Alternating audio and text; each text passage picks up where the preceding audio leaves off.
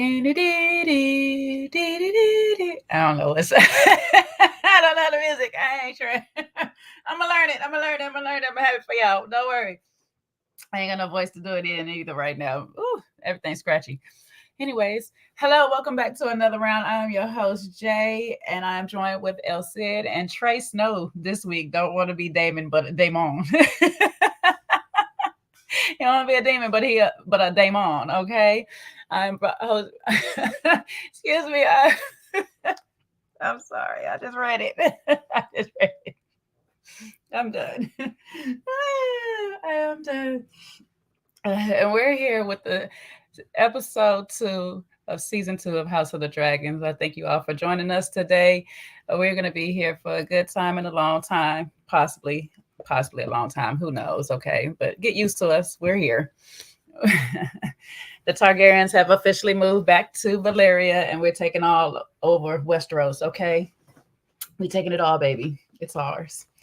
Anyways, if you're new here, please do us a favor, subscribe, like, and share. And if you're a regular, go ahead, drop us a heart in the chat. Anywho, how are you two doing this week? Happy morrow to you. Happy morrow to you.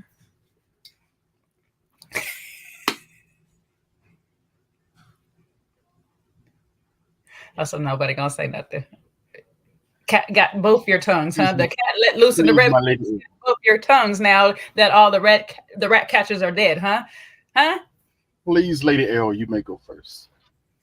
I ain't no snitch, so yes, the cat got my tongue.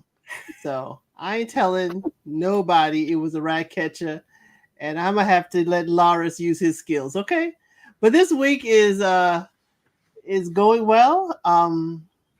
I made no notes, but I have some, mental notes, mental snapshots, and some stuff that I would like to dive into. And I see Trey Snow is no longer Lord Commander. I'm not going to ask him how he was stripped of his cloak or title. So, Well. Do tell. Trey Snow. I died and resurrected. So technically I'm out of the Night's Watch.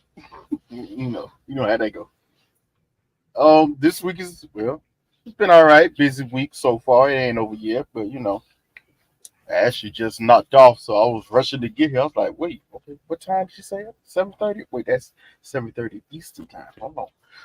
But I'm here. It was a good episode. I got some mental thoughts like L.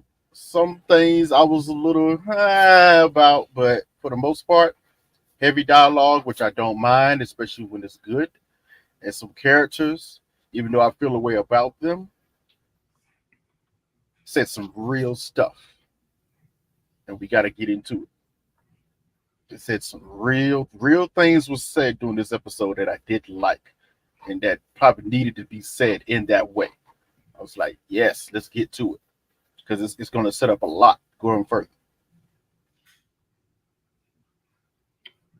Well, my week has been going good so far. I flew dragon back from New Orleans to to LA. It was hot both rides. Both planes landed both places. Yes, very hot, very hot.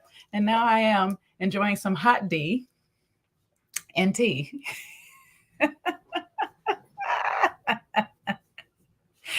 And we're gonna get into this episode. Speaking of hot D, it started off with Kristen Cole recapping his night in the midst of Jaehaerys' bed being broken down and room cleaned. Fun times for Kristen Cole. How do y'all feel about our Sir Christian? The honorable, legendary Night Coat. For a man from the South, he certainly can't take any heat, can he? He is, how can I say it? He keeps digging himself deeper and deeper in. He was telling Rhaenyra when she had said, we can continue like this. He's like, you would make me your whore. And it seems to be like he tricking around with Alicent. He's still breaking his vows. And now that there has been something happened on his watch that now he want to be all hurt and tore up about it. But we're gonna get into when somebody finally asks him his whereabouts a little bit later. But Christian Cole has he has a way of I guess living in the moment, and then it's not till afterwards he realizes, oh my God, I shouldn't have done it.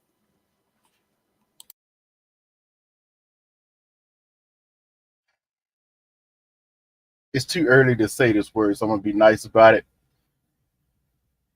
Christian Cole is a just straight. Listen, you ever seen somebody that's the epitome of itch made? Just itch, Mitch. You know what? He can't even be a Mitch. He can't even be a Mitch. That's the crazy thing about it. Because the Mitches we've seen and seen before have examples of, some of them a little zesty. They, get in their emotion. Nah. He just it's weird. Like, it's one of those situations. It's not like he's afraid or a punk or or anything like that. It's just he has no mental fortitude. Well, look at his heritage. I mean, truly, right? Yeah, he's close to Dorne down there. Yeah. His father lucked out and became the steward of oh gosh, I forgot who, but they were certainly a very low-born family. Yeah, and he earned his right on the battlefield by serving the Dornish marches and stuff like that. Right. But this is what happens when you give a farmer a sword. Now hold on. There's plenty of farmers we know won't go out like this. Not like this. In the book of the Bible, David was a shepherd with a sword. That's basically the same thing. Now, he kept his faith through most of the things, but he also took a man's wife after having him killed. So Christian is still a man at the end of the day, and he's gonna bend to women's wiles because that's what his heart actually desires. He wants to stay pure to a whole bunch of things, but unfortunately, he is pure to the P, which is in between these ladies' legs. You know what it really is? He has no emotional regulation, even though that's not a thing back then. I'm not sure. When he laid with Rhaenyra, I got this. I'm not sure of this, but I got the sense that he was a virgin as well. Right. So this is your first thing. Happening to be with a princess. Right. Falling in love with her. You know what I'm saying? Because he was falling in love with her, but now it's to the point where she kind of spurned you, but didn't. He just took it all the wrong way and went off the deep end emotionally and mentally. And now he hates her for really no reason at all. For his own reason. Yeah. He should hate himself. There it is. Bingo, LC. Not her, it's him. He hates himself. But he's trying to project it on her. But he doesn't know what it is to be a knight and how to, as you say, the emotional regulation, how to separate yourself from the person that you are in charge of. Because though the show is going really fast, he was her Rhaenyra's personal bodyguard for years while she was going through talking to all these suitors. So while they're there and they're hanging out and she's talking to him and whatever, she knows, and he too should know, she's got to marry well. Not no low-born, you the first of your name, knight. I'm sorry. Well, that's why he just suggested running off or whatever. Yeah. So they both can escape their duties. That's what he wanted. That she loves me as much as I love her to escape my duties. This is also a part of the thing that draws him and Alicent closer together, is because they hate Rhaenyra's freedom. Perceived they freedom. hate, yeah, they hate what she stands for, Yes. because her position and her thought process allows her to act on her will like men do. And I say that for Christian because he's still a boy acting like a man. And as you said, her perceived freedom, because though she doesn't have a lot of freedom, she knows or learned how to play the game. And now they are resentful and they are playing the same game. However, and when you think about it, in all sight, men have a thing of a perceived freedom altogether. You know what I'm saying? And I mean men and humans altogether. We perceive that we're free. Men might feel like they're more freer over women in these times due to their position over women. However, they were still entrapped by themselves, by their own understanding, logic, and emotions. So there we are. We're just all playing a big old cycle of it. And then you got to think about it on top of it. To be honest with you, these are all kids acting as adults.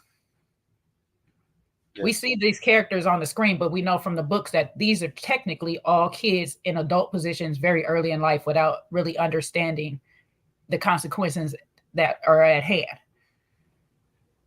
You know, hence why Viserys was trying to keep peace. He wasn't very good at it, but this is part of why he was trying to keep peace for so long. So that also takes me to the scene of his son ruining his peace at home, which was his collection of his whole city of Valerian. That was messed up. I was like, really? Why are you breaking your daddy whole model set that he took years to make? Like, it wasn't bothering you. Like, why? Impetulant child. He's an impetuous child at the end of the day that want to be a man. Mm-hmm. It's crazy. But I've And got to destroy everything my father built so I could build my own. I will say now, this is when I say this is an indictment to Viserys as well. He was never even taught how to be a man. You know, like unfortunately and fortunately, Viserys saw his son growing up and knew what he was. That's why Otto mentioned it later on. Like, your daddy was right about you. Ugh, you ain't it. But he just like threw him to the side and didn't try to put him on some type of right path. But yeah, he was like an absentee father. Remember, he really didn't want to marry again. He really didn't want Alicent. Alicent was placed, you know, placed in front of him. And it's kind of like, okay, I got to do my duty. But he wasn't looking to raise any more children. No, he wasn't. And then he ends up with 3 others. You know, it's like, For Rhaenyra, I didn't want all these problems. But yeah, he's absent because who was, Christian Cole was teaching him to fight. Otto Hightower was, I guess putting their lesson plan together. Meanwhile, under his, vigilance too, he was naive, with Rhaenyra and her marriage. So he just didn't want to hear anything. It's crazy. It's crazy. I have to give agreeing some bail here. Otto, if you remember, really wasn't there for most of Aegon's formative years growing up because he got replaced as hand by Solaris. No, not Solaris, but Lord Larys. And he was hand for a number of years while Aegon was growing up. So really the only person that had control of Aegon during that time was his mother. Mm-hmm. She was learning from her. And by that time, Alicent was already against Rhaenyra and everything and totally on her father's side, this and that and third. So unfortunately, that's where his teaching comes from.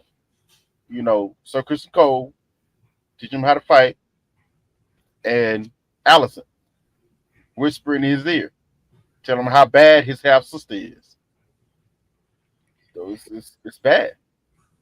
Again, it goes back to the fact that Alicent hates the fact that Rhaenyra doesn't have to follow duty in the same regards. Because if we think about the overall duty of it all, Rhaenyra should never be queen according to the logic of the men. It has to be a man in the heir. According to the prophecy, it sounds like a prince is supposed to be on the throne. So it's like, oh, you still won't be, but I need you to pass down this lesson to, because it's supposed to be from my seed. I still need you to do it. And so with it, you have her dad hollering in her ear, like, yo, we need to put your son, because this is what society says, is that a man must be on the throne. So we need your son to be placed on the throne. So like you said, Trey, she's whispering in his ear. She's teaching him. She's grooming him for the position, when in turn, the only person that really could groom him for the position is his dad, which he was doing with Rhaenyra. Rhaenyra was in the council meeting. She was there all the time. And Hightower sees this. It's like, you have her there. But let me figure out a way to maneuver this plan. She's now older. She's gone away. She has a family of her own. You're dying. We'll sneak him in real quick. Because most of society in our world right now believes that a man should be here anyway. It shouldn't even be a woman. So they're going to go along with it anyway. So that was Otto's whole plan in the first, just like to slide her up in there. And of course, his daughter was always the thing. And it makes me wonder, and I'm going to ask a question to you guys. Do you think Otto, I'm not going to say he foreseen the destruction of the dragons, but he wanted the dragons to be destroyed, because in his eyes, his family is the second, like, in charge of Westeros or whatnot. And they're only that because the Targaryens have dragons. Do you think this is something he's been kind of working on to get his house in power the whole time? Do you want to do it, L, or shall I? Please start, Mr. Snow. Listen, and we going deep low with this, all right? The downfall of the dragon, I'm going to say this as a statement. The downfall of the dragons has been planned by Old Town since the first day Aegon the Conqueror stepped foot and tried to conquer the Seven Kingdoms. And when I mean Old Town, we're talking the High Towers leading it, the Sept, the faith of the Seven, the Sept, and the Maesters, because they all reside in Old Town. They all come from Old Town. There's plenty, when you go through their history, there's plenty of context clues to see it and see how that happened. And what Aegon did, which honestly was kind of smart for him to do, he did his best to play both sides. He could have burned them all down to the ground. And actually, one of his sister rides, Visenya, was like, I don't know, you might need to get rid of these mofos, because it could be a problem standing up. And Aegon kind of famously said, if we go around burning everybody, then there'll be nobody left for us to bend the knee to. You don't bring people together like that. But I do see the issue with them. So he made a conscious effort to bring the faith and make it lockstep with the Targaryen family from the outset. But since the beginning, you can see, if you pay attention really, you can see a concerted effort to always push against whatever was going on with the Targaryens. Especially during this time, the High Towers was always around the throne, even before Otto.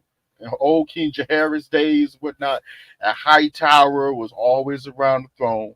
They made sure to always have a Grand Maester directly from the Citadel in his councils.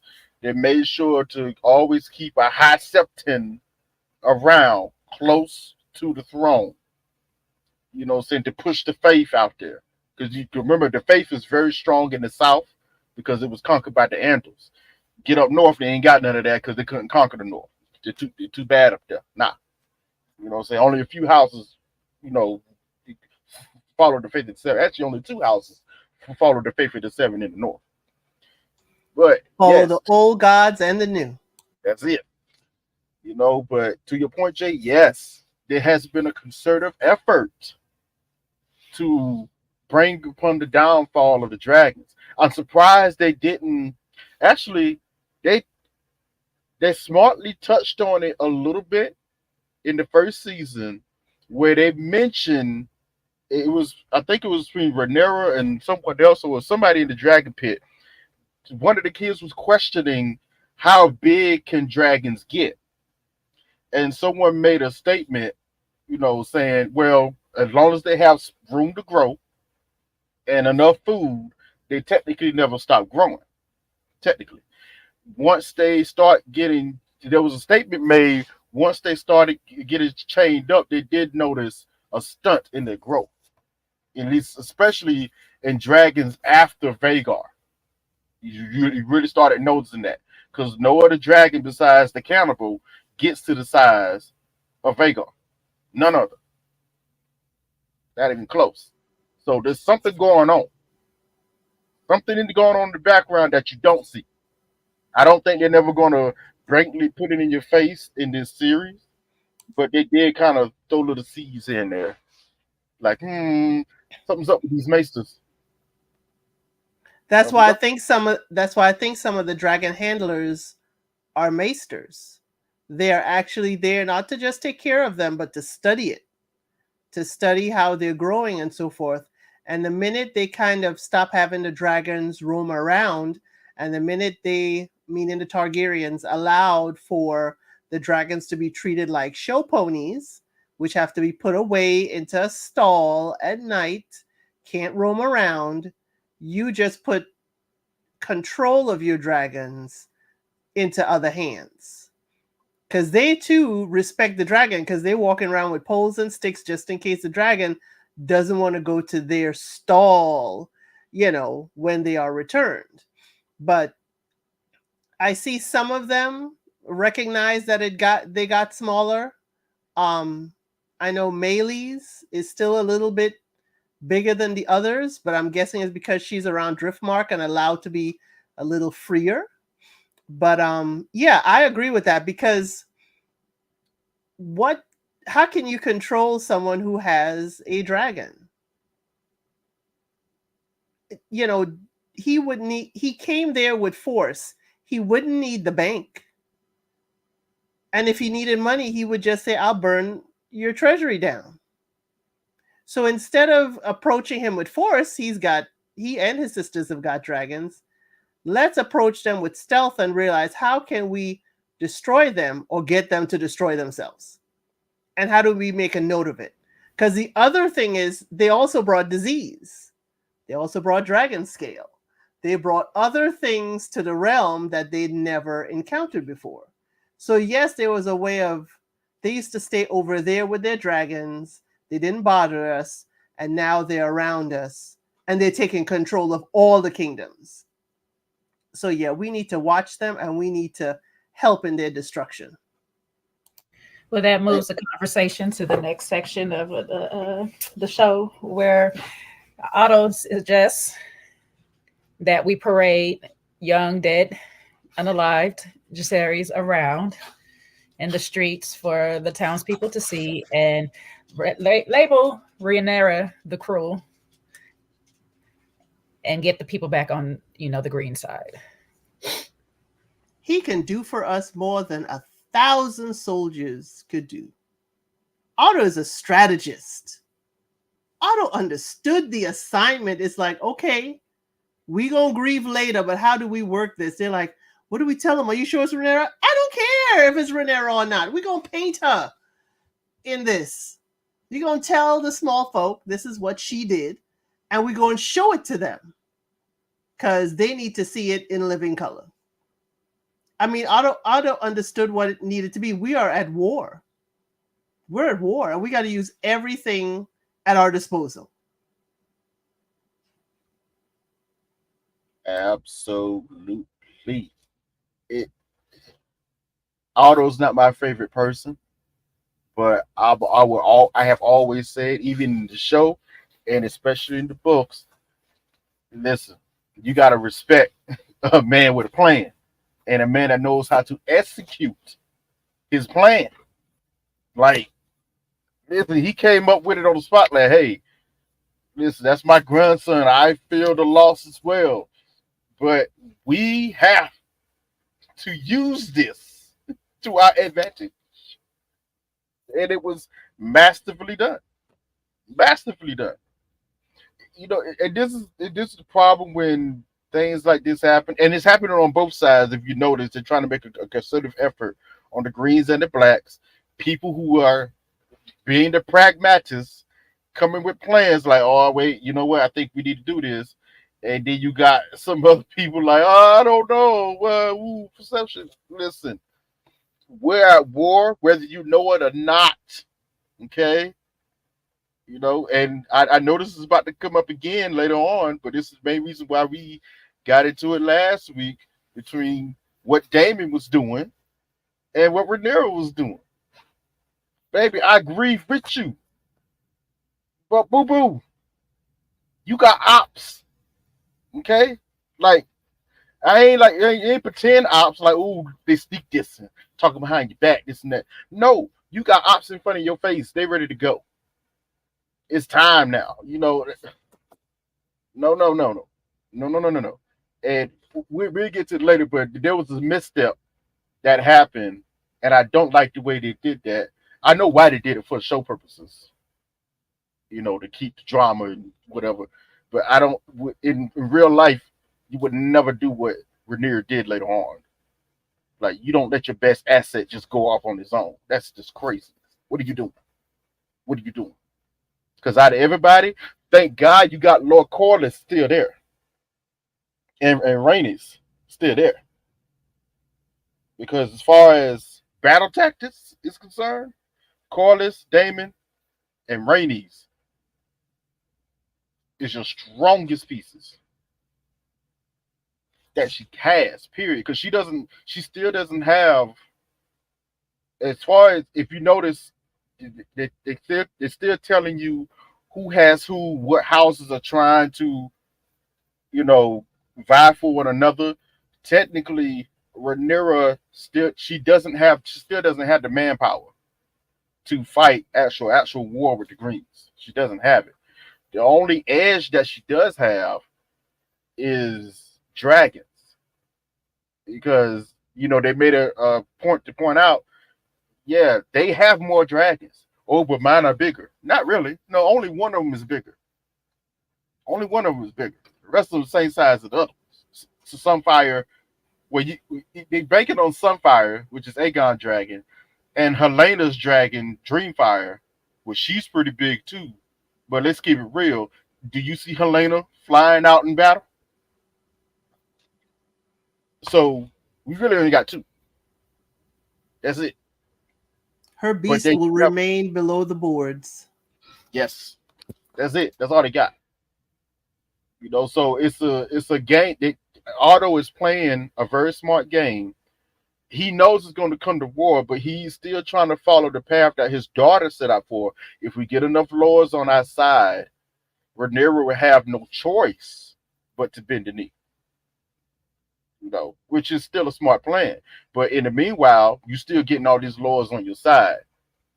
Just in case things do pop off and it's real, you have a better advantage. But Otto, using the kid, it was a little disturbing. I was like, you see the little baby with the neck sewed back on, the stapled on, or whatever it was. I was like, oh, okay. Ooh. All the Silent Sisters did their job. Yeah, they did okay. You didn't see a little drop of blood or nothing. They must have drained them before they sewed them up a little bit. He even still had his little color. I was like, yo, he should be pale and gray by now. He still had a little color in him. I was like, boy, those Silent Sisters know what they're doing. All from Motown. All from Motown. But you're right. Daenerys has more dragons, and it's like, why would you want to start a war with someone who outmans you with dragons? You may outman them with soldiers, but you forget the dragons will, just tear through any men that you have. And they don't know who else has dragons, but they do have more Targaryens on their side. Because I think Daemon's youngest daughter doesn't have her dragon yet. No, she doesn't. She doesn't have her dragon yet. Yeah, her egg hasn't hatched. Right. But then Daemon also realizes and knows you don't have to wait for your egg to hatch. You can claim a dragon. You can. So he too, remember, Damon was spending years in Old Town learning. He was reading all those books and everything, even though his wife didn't want to stay there. He was acquiring all the knowledge so he could have that moment with Cannibal at the end of the last one. But yeah, I agree with you. I would not have sent Damon. I would have probably let him coordinate it, but not send him in the midst of King's Landing. That was just wrong. That was just foolish. But I understand for the show and for the effect of it, yeah, they would do that. They would definitely do that. But for her, King's Landing win with Blood and Cheese, for him to go take the money. She didn't send him for that. He sent himself. But when she gave that edict, that's my problem. She gave the edict no direction. He sent himself. I want Eamon Targaryen. He sent himself. That's who sent him. She didn't send him. He sent himself. She didn't say Damon go. That's the. She did not send him. This is why when Otto said last week still rings true. When the king or queen says something, everyone hears it. If you're the queen, Jay. Yes, but at the end of the day, he sent himself. That still stands true. Yes. But what else was going to happen?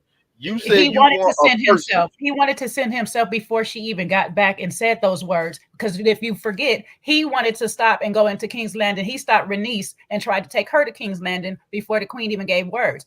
He sent himself at the end of the day. So there's nothing that she sent off. He's been doing what he wants. Just like in this episode, he sent himself off to Harrenhal. He didn't wait for her and stuff. He still does not respect Rhaenyra as queen. He did it all through this episode by saying your father's kingdom, this, that, and the third. He does not respect her as the queen in his eyes. It's still his little niece. There's still this little girl that I have been grooming all this time. This is what he sees of Rhaenyra. He does not see her in the position that she has been allotted by her father. So she doesn't respect it. I mean, he didn't respect her. And that's the problem. If you have a person in your camp that not only is not respecting you but not listening to you, you're the queen. It's up to you to somehow resolve that issue. Somehow. You're the queen. Either way you do it, even if it's his fault, guess what's going to happen? And it happened this episode. They're going to look at you, not him. They're looking at you. You're the queen. You're leading this. Hence again, Trey, you still try to deflect from the fact that he let himself. He did it. But he did it. That's it. But Jay, when you are given an edict like that, I want Aemon Targaryen. When you give an edict like that, and you know your players at the table, and you give them no direction, you talk no strategy, you are letting them run off at the handles to however they see fit. And that ain't right. We know Damon is a hothead. We know that. It's like, I want him. Based off of hotheads and words being thrown out there and people reacting off of it. This is why we're in this position in the first place. Viserys sat there and whispered the words and dead of the night. Yeah. In his last final breath that Alicent overhears, and she takes upon herself to assume that he is talking to her when he is clearly talking to Rhaenyra. Mm-hmm.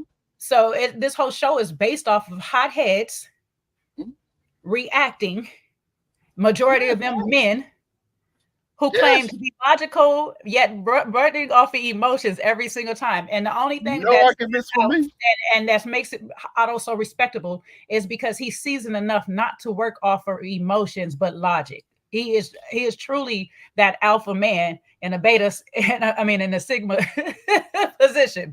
Okay. No arguments for me. When the rest of these people, Damon, Aemon, Aegon, all of these men are running off of emotions. Even Christian Cole running off of emotions. It's gotten so much that the men are running off of the emotions that the women are now following their lead and doing the same.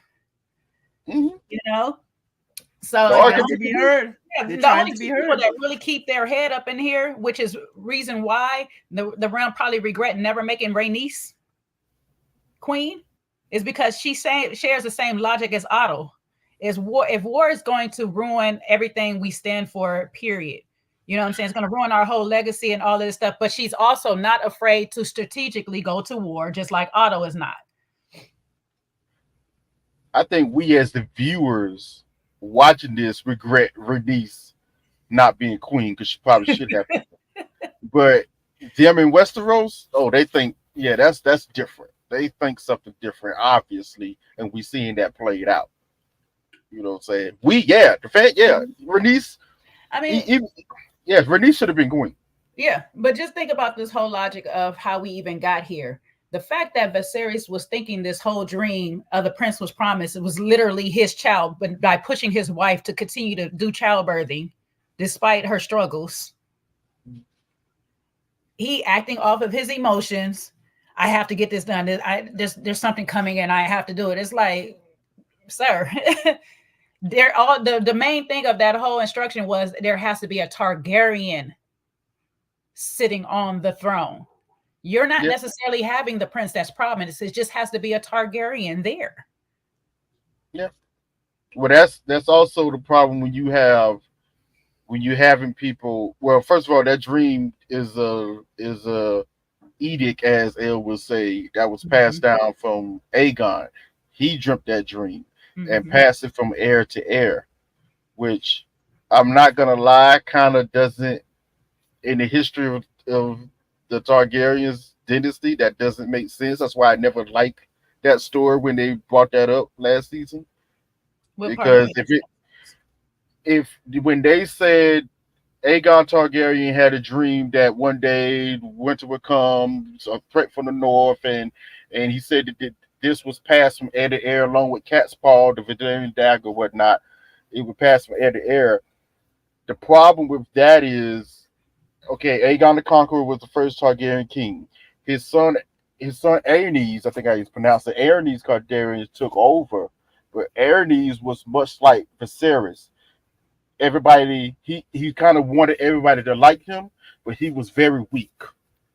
And just like when you asked that question that was so poignant about Old Town, the faith, as soon as he took the crown, as soon as Aegon died and his son took the crown, the faith militant rose up. The faith high towers, the whole realm rose up and tried to destroy the Targaryens to the point where Aerys didn't know what to do. It got to the point where his younger brother, Maegor the Cruel, you heard that name before, had to be called back from Pentos by his mother Visenya. He basically just took the throne because Aerys he ended up like Viserys actually. He ended up just dying from his own inaptitude. He just got sick and died. Like, it was bad. Maegor had to come home, get on his dragon. He took Balerion, actually. He was the next rider to ride Balerion. Took Blackfyre, went to King's Landing, took care of the faith militant there by challenging them to a fight of the seven. Beat them, then straight up killed most of all the faith militant and put orders in place to keep them down all the way up to the point where Cersei Lannister undo. That's why that was important in the Game of Thrones show, where Cersei Lannister gave the High Septon the right to bear arms again. Maegor the Cruel was the one that put them down, was like, nope, you can no longer bear arms. It would be up to the throne to defend you, to defend the faith, and this and that and third.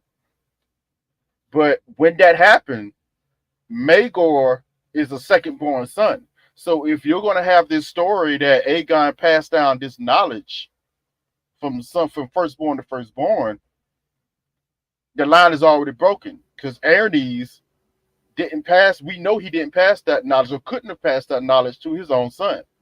Because after Maegor died, Jaehaerys, who was thirdborn,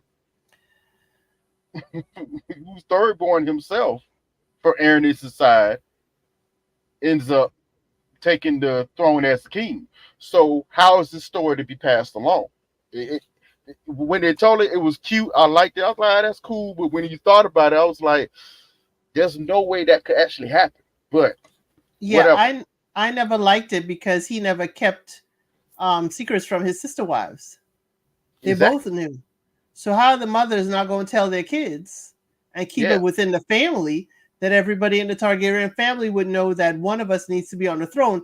That may start infighting anyway, but I never understood it as only the heir would get that information, Well, and that's technically a birthright. we know stories of infighting starting, but we don't Oh yeah. know exactly why they started. Just like in this show, how the show is so well crafted is like in the next episode, Rhaenyra is going to say it's going to be so long that we've been fighting that we don't even know how the war started. Well, just like you said, we've been saying that these people, the Targaryens, has been having ancestral fights over a throne for the longest since Aegon and his sister wife. It's Aegon, right? You know, it's too many A's for me, so I'm gonna get confused. But him and his sister wives, you know what I'm saying? Since they both had children. Technically, there's 6 of them. If you go by the shows, it's 6 Aegons. I know that's what I'm saying. It's too many, but I got to make sure I'm in the right A. You know what I'm saying? I'm in the right A because there's a few A other names too. First of his name. First of his name. Right? Yeah, Aegon the Conqueror. First of his name. Him and his sister wives, they both have children, and now they both have a claim to the throne, which we know that's one of the first wars to start breaking out. This is now the Civil War that is now taking place between more siblings, and it's going to continue where we get to Jon and Daenerys later on in the original series. So this is something of Targaryen tradition, which is also something of ancestral tradition. When you're inbreeding so long, things like this tend to happen. You know, your brother start fighting over your sister with your other brother and all this. So it was bound to happen at some point anyway. Yeah, Well, especially when if you go through the Targaryen history, you can clearly see where they should have took. There's points in history you can clearly see where mothers and fathers should have took their children more in hand, but they allowed other outside influences like we have here, the Hightower family worming their way into everything. You allow other outside influences to influence your own family, and now you got different viewpoints going on. You know what? I think you would make a better king. You know, why isn't there a queen? It should be a queen. You know, it was one of those you have to take a few things into account, and that's what we do over at this channel is we analyze a lot more of the behavioral side of people and things and the mentality of it. One, we have a bunch of kids pretending to be adults, right?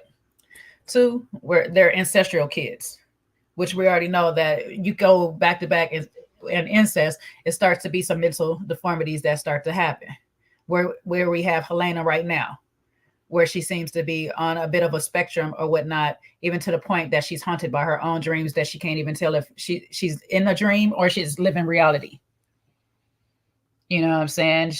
And it's like she's overlooked, like you said, Trey. Nobody's taking them in the hand. She's overlooked. They seem like they have so many problems going on everywhere. And nobody pay attention to the kids, but they got all day with the kids. And it's just like, what the hell? Like, you got all day with them. But when you're in position of power, and especially a male heir, you're allowed to do whatever you want. Hence why Daemon is often off fleeing into the gallows with the ladies or off here at war. You got Aemon following his lead in that regards. You have Aemon somewhere in between his father and his uncle. You know what I'm saying? Like he's a bit of, he don't really want war, but he a hot tempered just like his uncles and stuff like that. You have this family of just like spitfires ready to go. And their attitudes lead everything, including their dragons. Hence, when Aemon was riding Vhagar and Vhagar spun out of control, well, you were already out of control, sir. Your emotions were already out of control as soon as you seen Jake. I mean, look, what is it? Look, God damn it. What is my baby name? Lucerys. Lucerys. Okay. I was about to say all kind of stuff. Look. Yeah, I have a different theory as to why I don't think Vhagar was out of control. I have an unpopular opinion about it's not unpopular. It's not unpopular. Thank you. I didn't say out of control in that regards, though. But right, I don't think it was a It was out of snap. Damon's control. I don't That think dragon so. felt exactly what his rider was feeling in the moment, Exactly. and it acted on it. And that's what I mean. Just like Actually, Amen was out of Lucerys, his control, out of his rational thinking. just like Taraxis, when he attacked Vagar, he felt the fear that his rider was in, and he tried to defend his rider by attacking the bigger dragon, which is crazy. let me give this unpopular opinion because I went different because I went and rewatched the first season. And I think Vagar felt how Aemon felt when he lost that eye. So when the fire was sent into Vagar's face to temporarily blind Vagar, just like remember Lucerys threw sand into Aemon's face to temporarily disorient him, and then he lost an eye. I think Vagar was retaliating just in case, wait a minute, this feels like how Aemon when he lost his eye. Because at that time, Vagar and Aemon were bonded. So Vagar would have felt it when he lost that eye. So that split, like, oh my God, you threw fire in my face. You about to come take my eye. I'm going to come take you out. That's why I say it's an unpopular opinion. I think it's more like this feels like deja vu and you ain't going to take my eye. I'm going to take you out. It's not unpopular. I agree totally, Harley, with you. Up until almost to the point of when we saw Aemon he looked erratic laying down in the fetal position with that lady, with the madam, whoever she was. But when he said, it took his virginity. Yeah. Oh yeah, that is right. But when he was talking to her, this is just me. Maybe this is unpopular opinion. When he was talking to her, I do regret what happened to Lucerys. I ain't believe him. I did not believe not one word when he said it.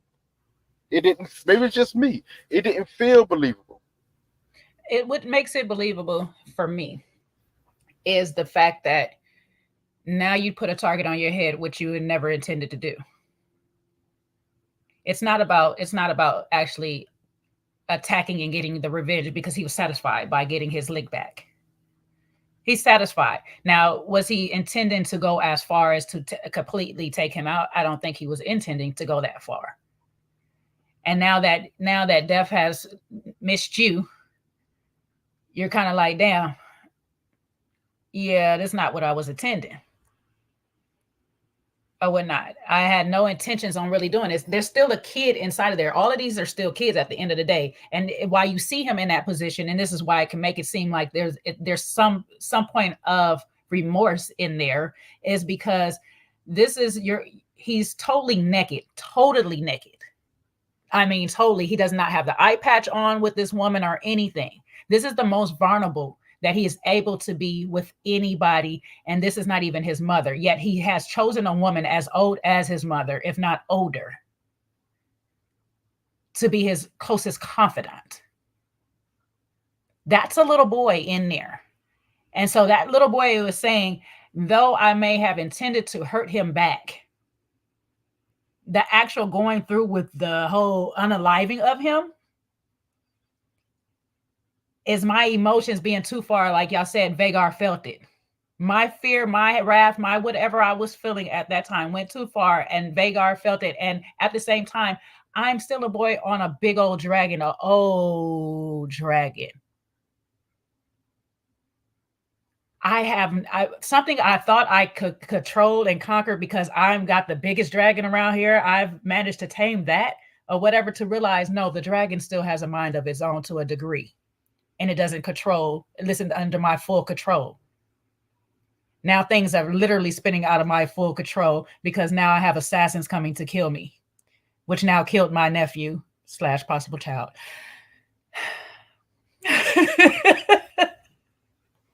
Well, Jay, this is the problem where you have your intent versus your actual action. Yes. Yes, you can, and I actually do agree with you, but I'm gonna say how I'm gonna say it. You can intend all you want to, But when you're taking actions that looks threatening and that looks like you're trying to kill me, you can't turn around and poo-poo at my response and then try to hide your hand when I end up dying because of it. Yes, you might have intended, I was just trying to scare him, this and that third. Bro, you are flying on a dragon. It looks like you're trying to kill me, and you It's a did. kid. It's a You're, kid playing with things he cannot control, and and we that's even know this is worse. man. Yeah, but this is man's fate. This is what man does in real life. So this is depicting Yes, what it we is. are as humans. So we play But with this, things that are no longer not in our control. You have the Ringling brothers want to tame tigers. You have these people that play with sharks and eels and act like, oh, if I just touch them on the top and they do like this, they'll go away. People like to do things that go too far. We got 3 Jurassic Parks, okay? So it lets you know when people gets to play with things older than them, like God, it can go wrong. But also, to go along with what we started with, that the people in Old Town are trying to dilute the whole dragon Mm-hmm. point. They're the ones trying to teach Targaryens how to control and bond with their own dragons. Now, I don't see how anybody didn't see that as a problem. These are not people from Valeria. you know, These are not people, from, Driftmark, even where Corliss's people are at least attached to Valeria. They're controlling your kids and how your kids manage with their dragons. They don't know either. So Aemond and any of them with their dragons, they have not a clue because they're being taught by people who never had owned or rare dragons. So I just, even in that, the fact that everybody is stuck on, you got to hatch your dragon, and most people hatch a dragon, it's like it's going to take forever for that dragon to grow up to even become as big as Vagar. So that is also part of the diluting. Yeah. I mean, it's one of those things. You look through the Targaryen history, they after Aegon and his sister wives, they never. You can look at clear missteps of how they set up the Seven Kingdoms with themselves at the head. They, yeah, I can just go down the list starting with Aegon the Conqueror. He did a lot of good things, but there's some things that he's just like, bro, you try to conquer these people. Yes, they bent the knee, but some of them are still going to be plotting your downfall. His own sister Visenya had to teach him that. When she famously, she's like, bro, you can catch an assassin can come kill you.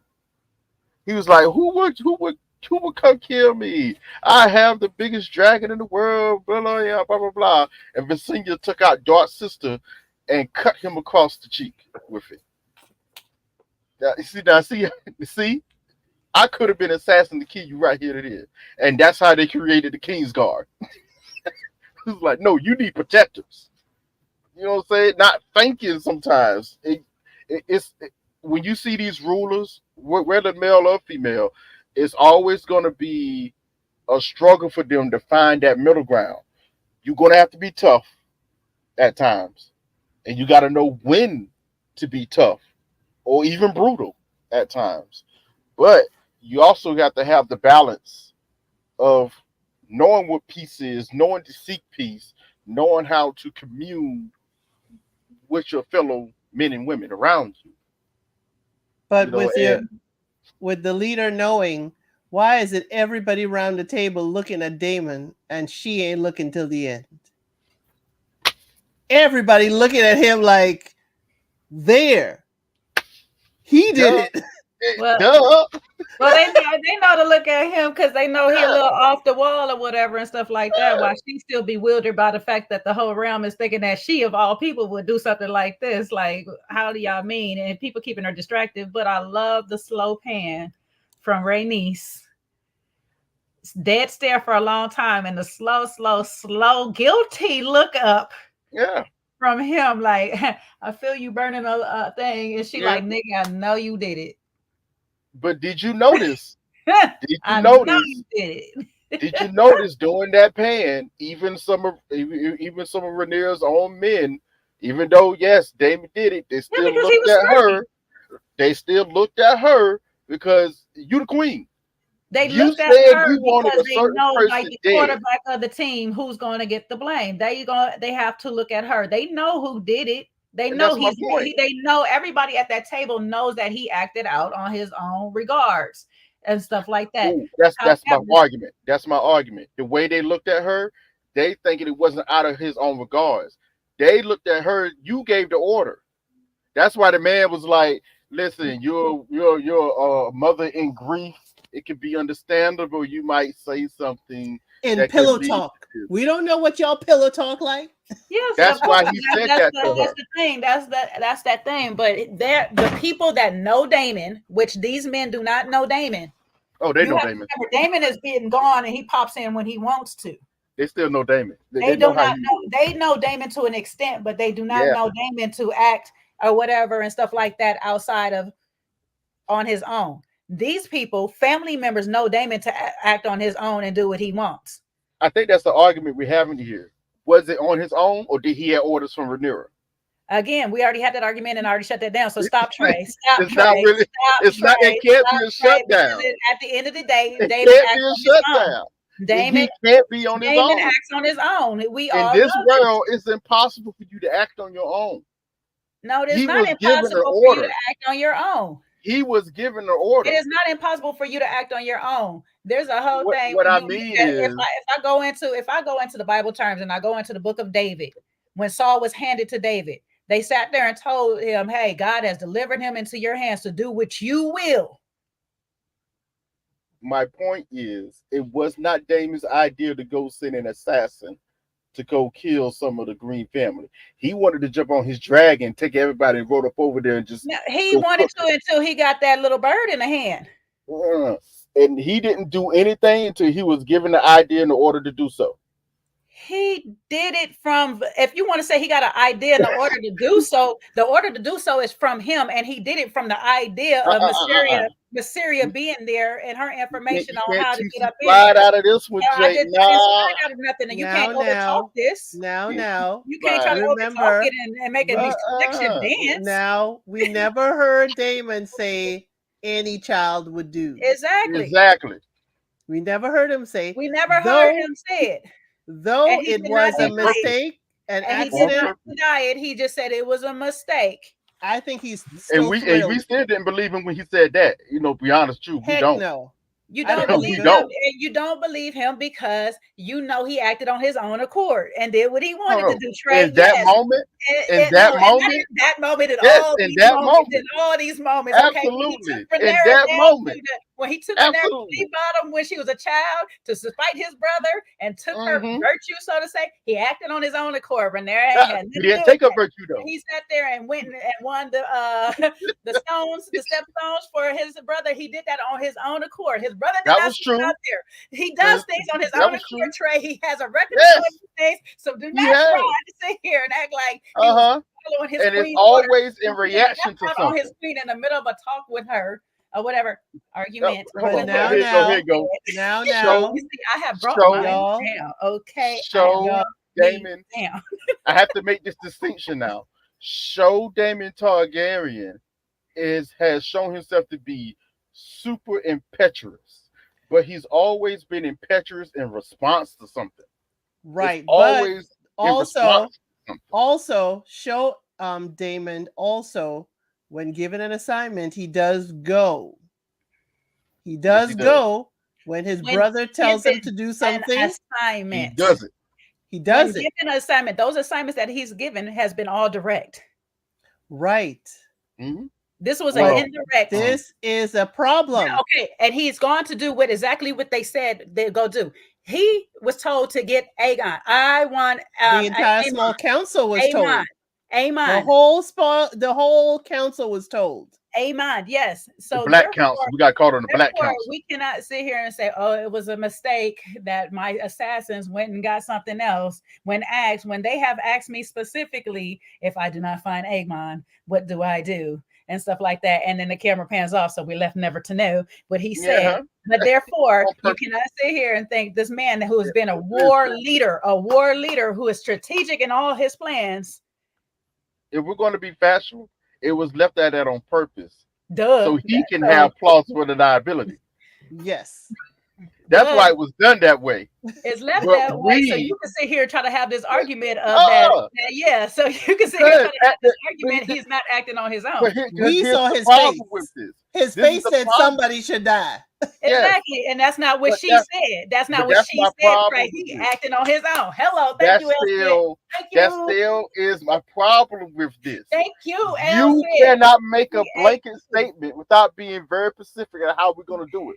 You can't look at me and say, hey, Trey, I want such and such. Now, granted, knowing me, I would ask you, okay, how you want this done? That's what I would do. First of all, I'm not dating. First of all, we cannot sit here and talk about what the king and the queen cannot do and people following all this stuff like that when clearly Aegon said, I do not want my son paraded down around the streets like a dog, paraded around like a dog in the street. And what we see in the next scene? His son bouncing with a little head, paraded around up in the damn streets. Okay, so I don't want to hear that a king and the queen's orders go unheard and people do what they want. People did what they want. Aegon is in the same. Kind of funny to say this. I can't believe I'm defending the green. He's in the same position. Yes. Yes. People not listening and doing what they want. No, in grief and trying to act in grief. Yeah, right? And give an edict in grief. Yes. I mean, allow around doing what they want. Okay. Aegon is king. Aegon is king, right? Obviously, you got a situation where some of the people, there's only two really, that doesn't do what Aegon says. That's his grandfather and his mother. They're the main ones stopping him, this and that and third, telling him to chill out. No, we need to do this and that and third. Everybody else, if Aegon says something, they jumping. Even Cole. Okay, Aegon so says something, use them as a thing. You got Allison over here telling Larry Strong, you know, I need you to do this, I need you to do that. And he goes upon himself and does whatever he wants, to the point even hiring her own handmaidens on the thing. People are running amok in this castle doing what they want. That's another example. And she told Larys to make sure there's no spies in the Red King. Clean house. But she didn't tell him. She didn't tell him how to do it. She wasn't specific what to do. So people doing what they want, running amok. You know, but if you gave the order. Yes, exactly. Clean house, and then people running amok now. Placing, I said clean house. I didn't say hire people. I said clean house. I didn't say hire people. So you're doing too much. You're doing more than I asked. That's the problem. You guys take it upon yourself to do more than what I asked. I asked. Now that's a better argument. That's a better argument. That's argument the whole time. I like that. Doing what they want. I like that, but that still goes back to you need to be more specific.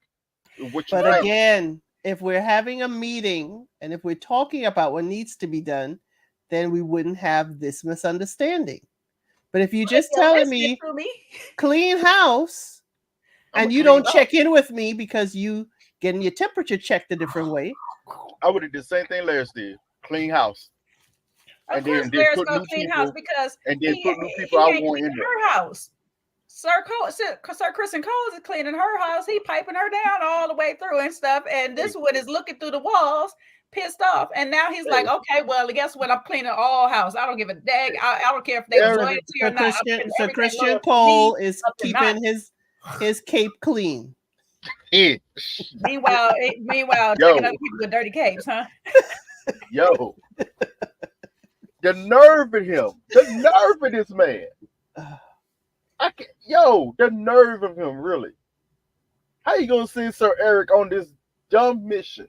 No, first his confrontation with Sir Eric. Oh yeah, that's what I'm saying. Like, yeah, let's bring this back to the dirty what's up with your cloak, my dude? Go clean that up. I was Now, in the procession. It's now, dirty out there. now, my guy. And he got up and go. Hey, you know what touched his heart though? When Sir Eric had sat there and said, "Oh, this is the reminder of yesterday." Yep. Mm, mm, mm. Where were you, sir? Yeah. Where were you? I, And Where I, were you? anyway, I was with the king, but It's a- where were That you? killed me. That I wanted to punch Cole right then and there. I was like, "You going at this dude, and he's doing exactly what he was supposed to do." The king was in the throne room, Entertaining doing his folks. audience and entertaining people. He was exactly where he was supposed to be, on duty, guarding the king. On duty, but again, guarding the king. sir, you are the commander of the guards. The queen and the heir were never assigned their own protection. Crazy. So whether you were in the hallway or not, you were derelict in your duty even before now. Crazy. Why you So trying why to get you rid of this man? you coming at me when I'm where I'm supposed to be? Crazy. I kept the king alive. Did you keep the heir alive? And Eric wanted to say that, but he got too much honor to beseech Right. him like that. But I don't think Eric was stupid. I think he No. know what Crow was. No, Yes. he know where Cole was. That's why he made that comment while the king was entertaining some folks like you, my guy. Because Christian, because the queen don't always wrap his cloak back up the right way or the same direction. I put yours on personally. It wasn't the same way when you came back. Like, come on, man. From the direction of the queen's room, not our quarters. What? He's so mad at himself. He got to take it out on somebody else and losing a loyal piece in the process. All of them who left the room. Strategically, I did understand it. I got it. Oh yeah. This man knows Dragonstone very well. Very much identical twin with his brother. So it kind of makes sense. You can sneak in there, sneak out, and it just look like your traitor brother anyway, quote unquote, showing hood loyalty at the same time. But there was no way he was gonna the sneaking in part. Yeah, but that's why Eric said it's like you're going unnoticed because your brother's already in with her. Yeah, it's you true. know what I'm saying? The so problem is Eric knew he was gonna die because there's no way he's gonna get out of there alive. Yeah. There's no way. Yeah, the only way he could have gotten out. The only way he could have gotten out there alive is to portray his brother as the traitor. Well, get out before let his brother get caught. Yes. Yeah. Let him get caught and somehow sneak out before he gets caught. Hopefully, get out before he gets caught. Right. Right. Which is almost impossible still. So it's like I'm still going to die alongside my brother. Either way it goes, this is a death warrant for me and my brother. Yeah. No matter what happens, we're both going to end up having to go because one, it's going to be hard for me to even come back here and you believe I'm not my brother or something. So therefore I got to still come back to you. He sent that man to his death.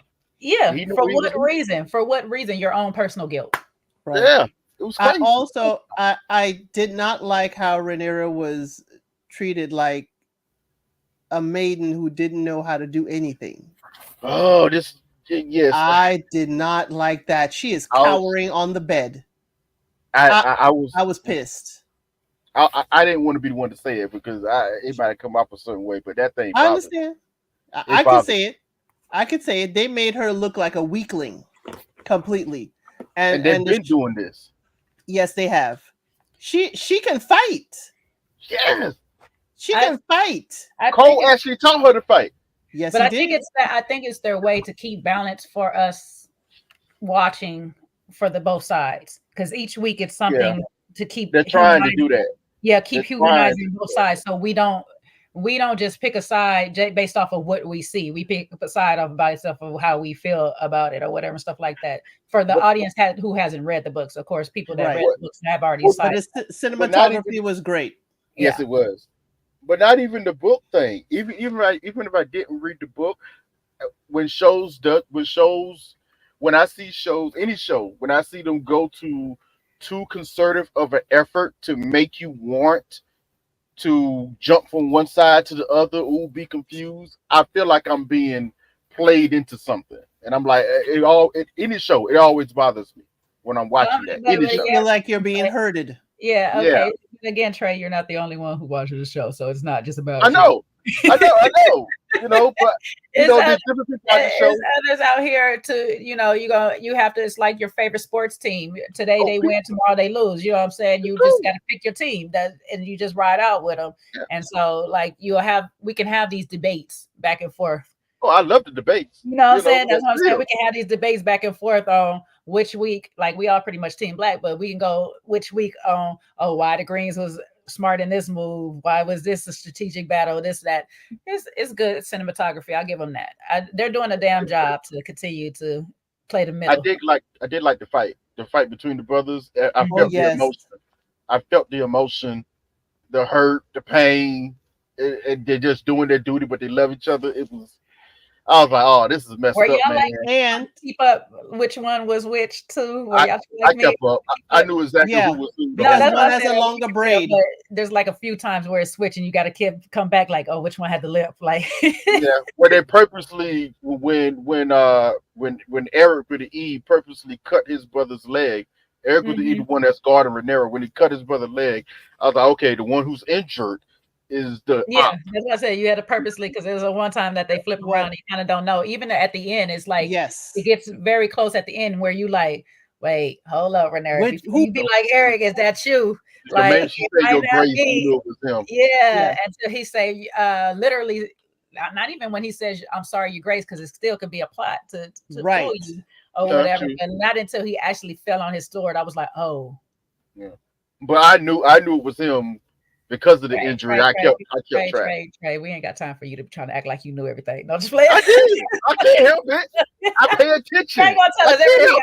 help it. I knew what was I gonna can't help happen that I from pay the attention to time. things. I'm very observant. I paid attention to it too. You go and pay I, attention, but there's one part after the cut where the other one exchange a cut yeah, and they both have the Right. cut on their legs. So therefore it gets tangled up again on which one is which. And then you seeing one getting punched out. So you're like, oh yeah, that's Eric. And then you realize, oh wait, it's not. Yeah, Eric was getting his ass whipped a little bit. Oh shit. He's living too well on Dragonstone. Not enough practice. So Cole ain't practicing with you on a daily. oh my But Rhaenyra releasing the Grey Worm. Mhm. Now, question. The Grey Worm did not have to tell the guard. She could have hopped on that boat and kept on pushing. But she told the guard and the guard came back.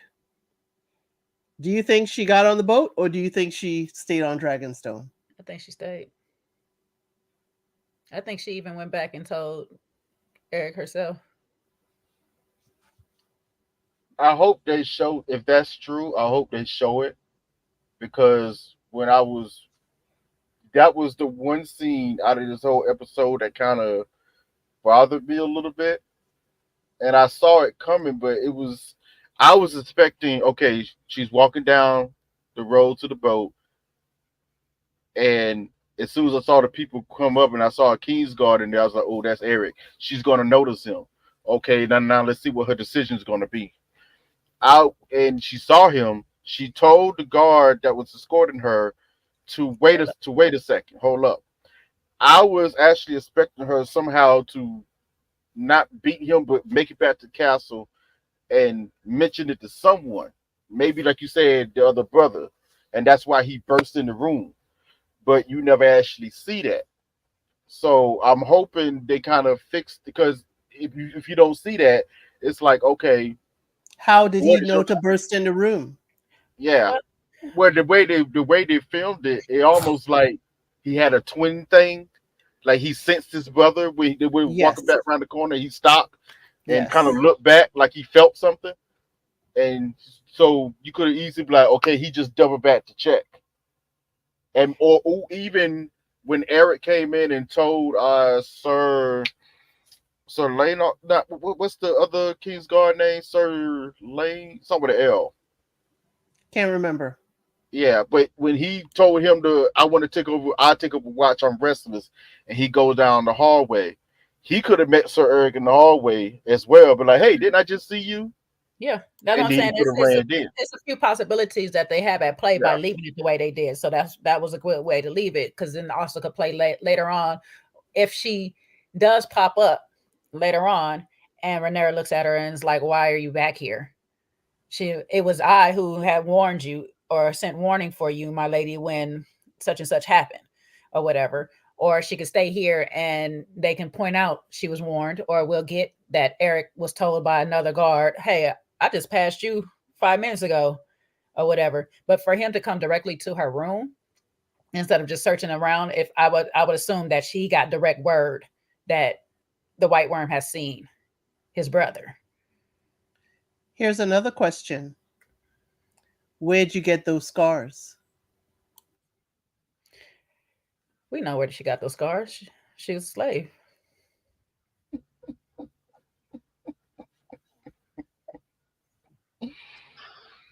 We know what we got.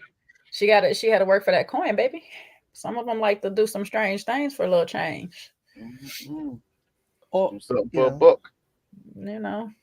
Mm-hmm. But yeah, no, I'm tended to believe that she was the one who made it, because on top of it, he didn't come into the room with any army either.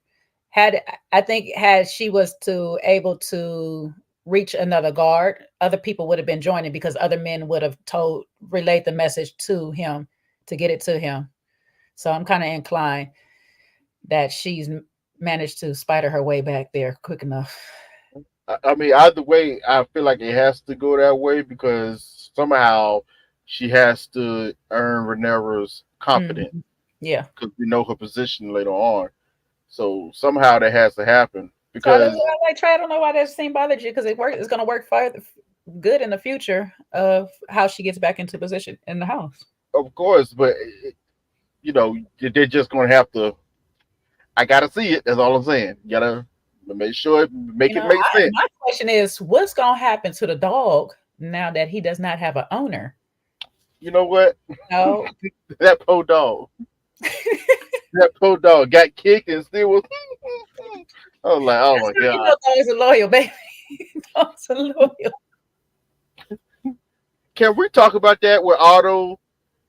When Otto found out that he hung all the we rat better talk about it. We Ooh, better. baby. man, I this was the one time I was like, I knew it was coming. I'm on your side, Otto. Go talk to this bum dude, boy. He's a buster. Like, okay, I don't. I ought to bust up in there like, what have you done? Oh, I hung all the rat catchers. You know, the other guy. Hold on. Before we get there, I do. Do you are y'all okay with them actually catching blood and cheese? It makes sense. It makes sense. Um, cheese maybe, but then like where are you gonna go? You're a known hire in the house. That's one. So I can see it. It's hard to get out the castle along as King's Landing without getting caught. You got to just know your way, really. I'm pretty sure Cheese should have, because he does know a lot of ways around, supposedly. Should have had potentially gotten out, but then also if I leave, I'm thinking of like a logic, like a person that's doing some hitman Yeah, stuff right now.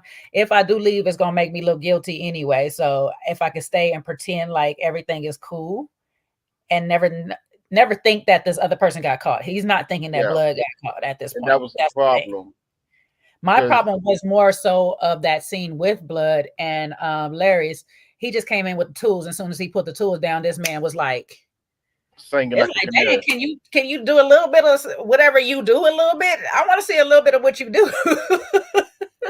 It's interesting. They wanted. I understand. Like we were saying about another thing. I understood why they did that scene this way I did because too. they It's wanted. just I wanted more. Yeah, they wanted. Well, in my mind, they wanted to justify in a way what Aegon did afterwards to all the rat catchers. Because I do understand why he decided to hang all of them. But to Now, Otto's point, oh, you about to say something? yeah, no, because I part of that what you said is I do feel like they tried to justify something, but I don't feel like they tried to justify the rat catcher part.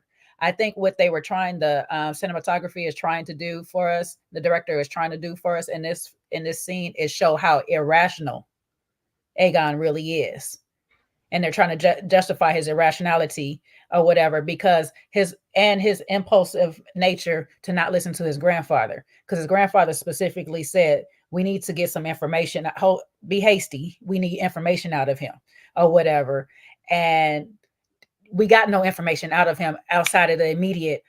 I was with another guy, don't know his name, he goes by Cheese. We could have easily had him lined up, pointed out, and all this stuff like that. You could have tortured this man. This man would have gave this man up, but he didn't do it because here comes Aegon, just wants quick vengeance. He doesn't play the long game. This is things all that Otto's been saying. You're hasty. You don't play the long. You don't play the long game. You know you're short sighted on a lot of things. This was his opportunity to get as much information. But we don't. Aegon doesn't want that. He don't want ink spilled. He wants blood spilled. Period. He says it's all through the episode. I want blood. Period. Period. Period. He got it. That's what I thought was the funny thing about Otto's rant. If you notice, he was actually very specific. This why being Pacific matters. He wasn't mad at Aegon for killing the rat catchers. He was mad that he displayed them out in public in front of everybody. Because he just wanted the people back. Yeah, I understand the thought of killing the rat catchers. If you can't point them out, you know a rat catcher involved, you may have to wipe out all of them. I do get it. As bad as that was, I get it. But what Otto was getting at about, why did you do it in public? I can see what Otto was thinking. If you think all the rat catchers, only one rat catcher was involved, we know there's some innocent men in that group. Most of them was innocent. Only one maybe was guilty. But in this situation, you do understand killing all of them if you have to lead to that. What Otto probably would have done, even if he would have killed them all, he would have wrote out a little edict saying most of the rat catchers were reassigned. Yeah, not even reassigned. He could have said that we felt that they were conspiring to kill the king's son. So under the law, they had to be put to death, and you don't display the bodies. You still show them respect, giving back to the families for burial, this and that, third, blah, blah, blah, blah. But when you put the edict out there, let them know, like, hey, we killed these guys for a reason, because of this, because of what y'all saw at the funeral procession this morning. You know, they could have been the reason why Rhaenyra got the rat catchers in here to kill the prince. It would have been worked out fine. But no, Aegon just like kill them and hang them and show everybody. And you notice he never gave a reason why. He just hanged them. Right. Or Otto would have said that because we can't trust the rat catchers here with the royal family, we gonna send them to Old Town. And then on the way to Old Town, you just burn them all and blame it on Rhaenyra. Yep. Many other ways you could have did it. There was a lot of military ways that they could have did it or whatnot, strategic ways that they could have did it. However, Aegon, much like I've been saying, is like a lot like Daemon and a lot like Aemon. We were acting off of impulse instead of logic. This could have been a whole political spin. It could have been. It could have been a real good political spin or whatnot. We could have gotten more information had we acted strategically and rationally and you know, took the time that we needed. But he's a microwave kid. I want it now. I want it now. I need this now. I need blood now. I need revenges now. I need everything right now. Now. This is my throne. I need it now. It's my money and I want it now. Like, period. That's what he's on. And so this is what we get is an impulsive move, and to sit and gloat in it. My father wanted me to be king. Yeah, I think that is it. And this is what proves Otto is just like the stupidity of youth. The stupidity. Is that what you think? Right. I love that. That slow turnaround. Behind it. With the laugh behind it. Like was like, he wanted to hood up on him so bad, like my little nigga. You just have no idea how you really got here. Like your You daddy are did speaking not to your pick king. And like for the James thing, Cole knew it went too. over there. Your daddy did not pick you, okay? He didn't want none yes. He didn't want none yes at all right? And Cole knew it too. He was like, Yep. yeah, yeah, nah.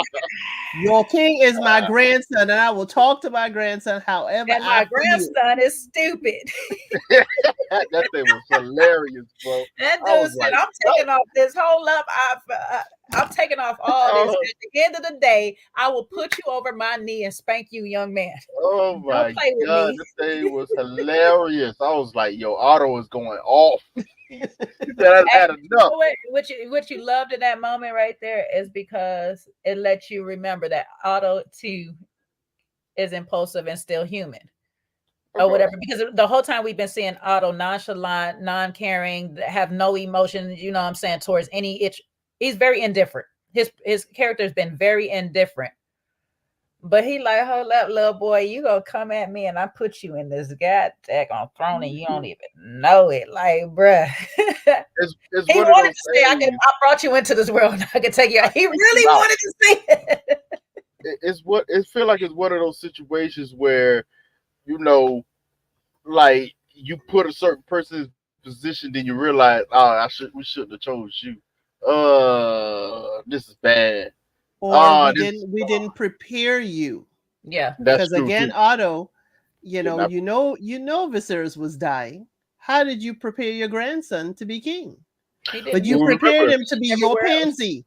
He left it up in his hands. Remember, yes. Remember last season, he told Allison, it's up to you to prepare. But she don't know how to prepare a king. But much like, see, the Targaryens call themselves dragons, much like Aemon and his dragon, I'm not prepared to control something that is uncontrollable. Now, here's these two people are not dragon tamers and trying to control a dragon. You cannot control him. You led him to the water, and now he's gonna burn it to ashes. Like he on board to be. I thought it was so funny when Otto was talking. When Otto was talking to his daughter, it's like, your son don't listen to nothing, and she was like, "Hey, go back, go to High Garden and get them in hand, then go to Old Town, and we're gonna talk to your other son, the Darion," and all that happened. And she wanted to confess to her father. And he was like, I don't need to hear it. I don't need to hear all that. Mm-mm. Yeah, don't complicate your sins and try to put them on me so I can be. I ain't living in nobody's sins but my own, baby. Do you? Because he knew. He knew. I think he knew. Yes. Yeah. He's the hand. But here's the other turnaround that was wonderful was the you wouldn't dare. He did. I was like, 2 spin moves. The first to laugh, and then when he heading out, and it's like, remove that pin. It's like, Excuse me? Wouldn't dare. Oh, I dared. Oh my goodness. Yeah, but then here we go again. You go from that scene on you having your big egotistic moment with your grandfather to the next one you're crying in the halls by yourself and your mama don't know how to console you. You doing the same. That was a little messed up. But that's what I'm saying. We have a bunch of boys. As a person who spent the most time with him, you can't even walk up. You don't have enough heart to walk up to your son in the time of ignore duty for a second. So this is what you wanted. This is what you wouldn't want, Trey. This right here is what you've been wanting for. You wanted this from Daenerys to go ahead and just continue on with duty. That's exactly what she can continue to do. Go ahead and get her duty served. No, here's the problem. She went on and got her duty My served. problem, they're going one side or the other. So see, I was just about to say, do you notice the difference between how Rhaenyra handled her son when he came in crying by his brother versus how Alicent is handling her son's grief? But let's go back to how they were raised. Viserys raised. Yes, he was very loving and caring and daunting over his daughter. As far as Otto only looked at hers as a option of duty, a piece, like tool. To put her on the pawn, a pawn to use on the board, and made the pawn into a queen. He's been playing chess the whole game. Yeah, but like I say, I like Rhaenyra. It's just that when you're going to be a ruler, you have to understand you got to have some balance in your life. It's just unfortunate. It's just what it is. If not, things as we are seeing like this is going to happen. In If order you to have notice, balance, trade, there's things no have to be off control. balance. In order to have balance, things have to go off balance from time to time to be able to be balanced. But also, Honestly. Allison couldn't even Allison couldn't even console her own daughter. Mm-mm. Oh She man, couldn't do anything. And then you notice in that scene, she went right back to duty. Right back. Everything was about duty. All that mattered is this is twice she has ignored her pleas of her children. She ignored Aegon's plea. He did not want to be king. He did not want to steal. He didn't want to usurp his sister or any of this. They all put that on him. And then that lost control. Then you go again, ignoring your daughter, saying, I do not want to go be paraded around in front of these people. I do not know these people. And eventually we know what that's going to lead her to going forth. Right. So did y'all find that funny? She said, Helena said, "I don't want to be paraded around," and you had Allison was all like, "Oh, it'll be okay. You should do it." And then when I don't Otto either. turned She says, around, I don't either. and Otto turned around and said, "No, no, no, you got to go too. You need to see the queen." She was like, "Oh, wait, whoa, I gotta go." No, but she told her Helena in that moment. She said, "I don't either." She told her when she says, "I don't want to do it," but we have to live with duty, and that's her problem. Is that she's always doing the duty against her own happiness, against her own will, or whatever, and this leads her down to her path of with Christian Cole because that's her secret pleasure. That's her secret guilt that she holds on and no longer wearing her Faith of a Seven necklace. Now we done gave it all in to our sins. We're completely crossed to the dark side. We're completely lost, and to the point that she's faulting herself through most of this episode, blaming herself that the gods are punishing her. They are. They are. But are they? Because before Yes, then it was punishing Viserys with his seat on the throne. He couldn't sit on the throne without yes, cutting himself, which because he lets was me weak. yeah, no, but also reminds me of last week's episode of how Aegon was just sitting on the throne like this. I was like, how are you sitting on the throne so comfortably? And they did that on purpose. We heard it on. Actually, we never heard it in Game of Thrones. They're going to break it up here. How they make a sense that even the throne itself Yeah. knows if a true Targaryen is supposed to sit upon it, based on how comfortable they sit upon the throne. Yeah. Viserys, we got cut up every 2 seconds. This and that third. Other king. Daemon sat on the throne, never got cut. Now Aegon is sitting on the throne, laying out like, "Yo, we chilling." Not But even touched. that also lets you know that the throne always wants blood. Some You way, can look at it somehow. that way. Some way, You can look somehow. at it that way. That's what I'm saying. This throne is cursed. It always wants blood. It's gonna either, if you want peace, well, it's gonna take your blood.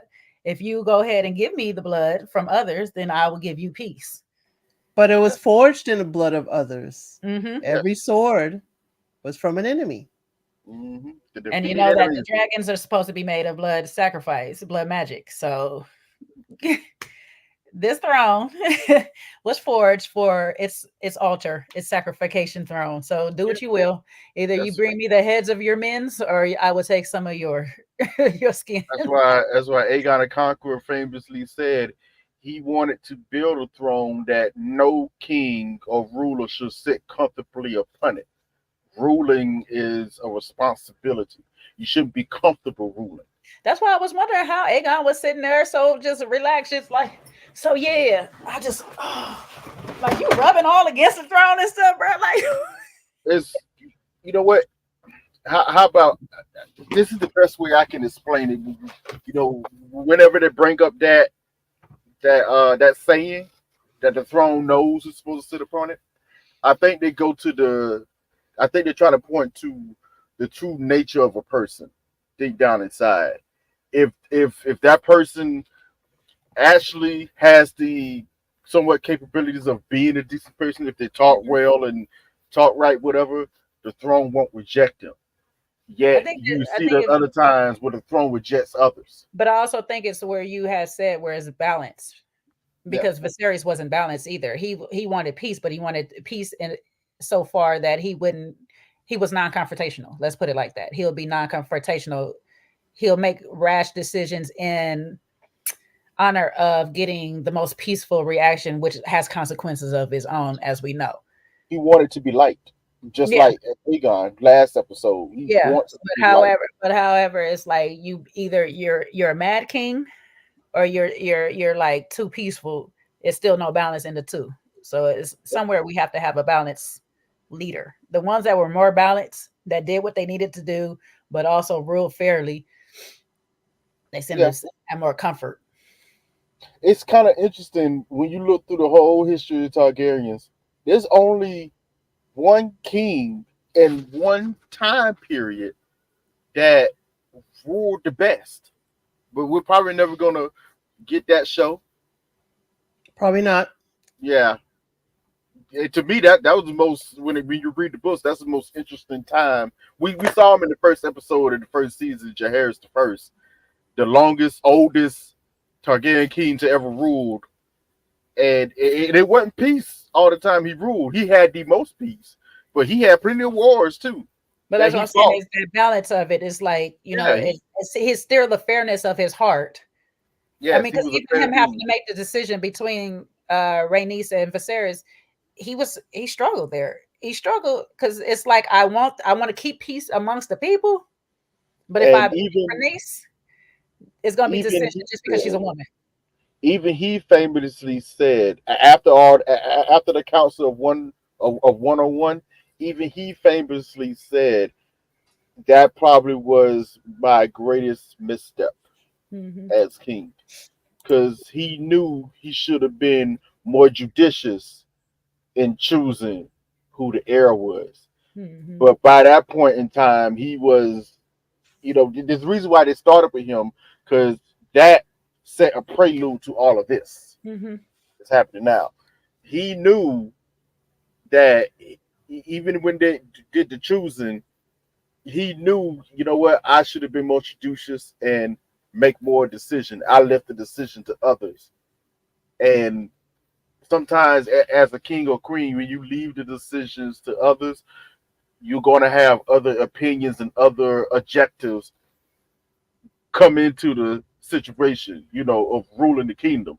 You got too many minds talking at once. It's too much going on.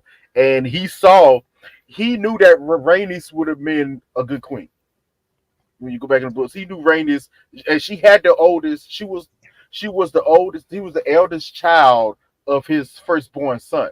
So Hmm. technically, she should have been queen. Speaking of Rainey's, does she know Corlys has two bastards?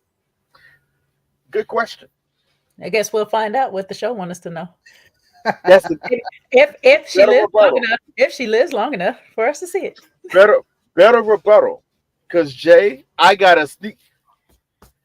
I do like the show, but I seen what's happening, and what we kind of briefly touched on the first what we talked about. Yeah, we ain't going past 3 seasons. It's gonna No. be up.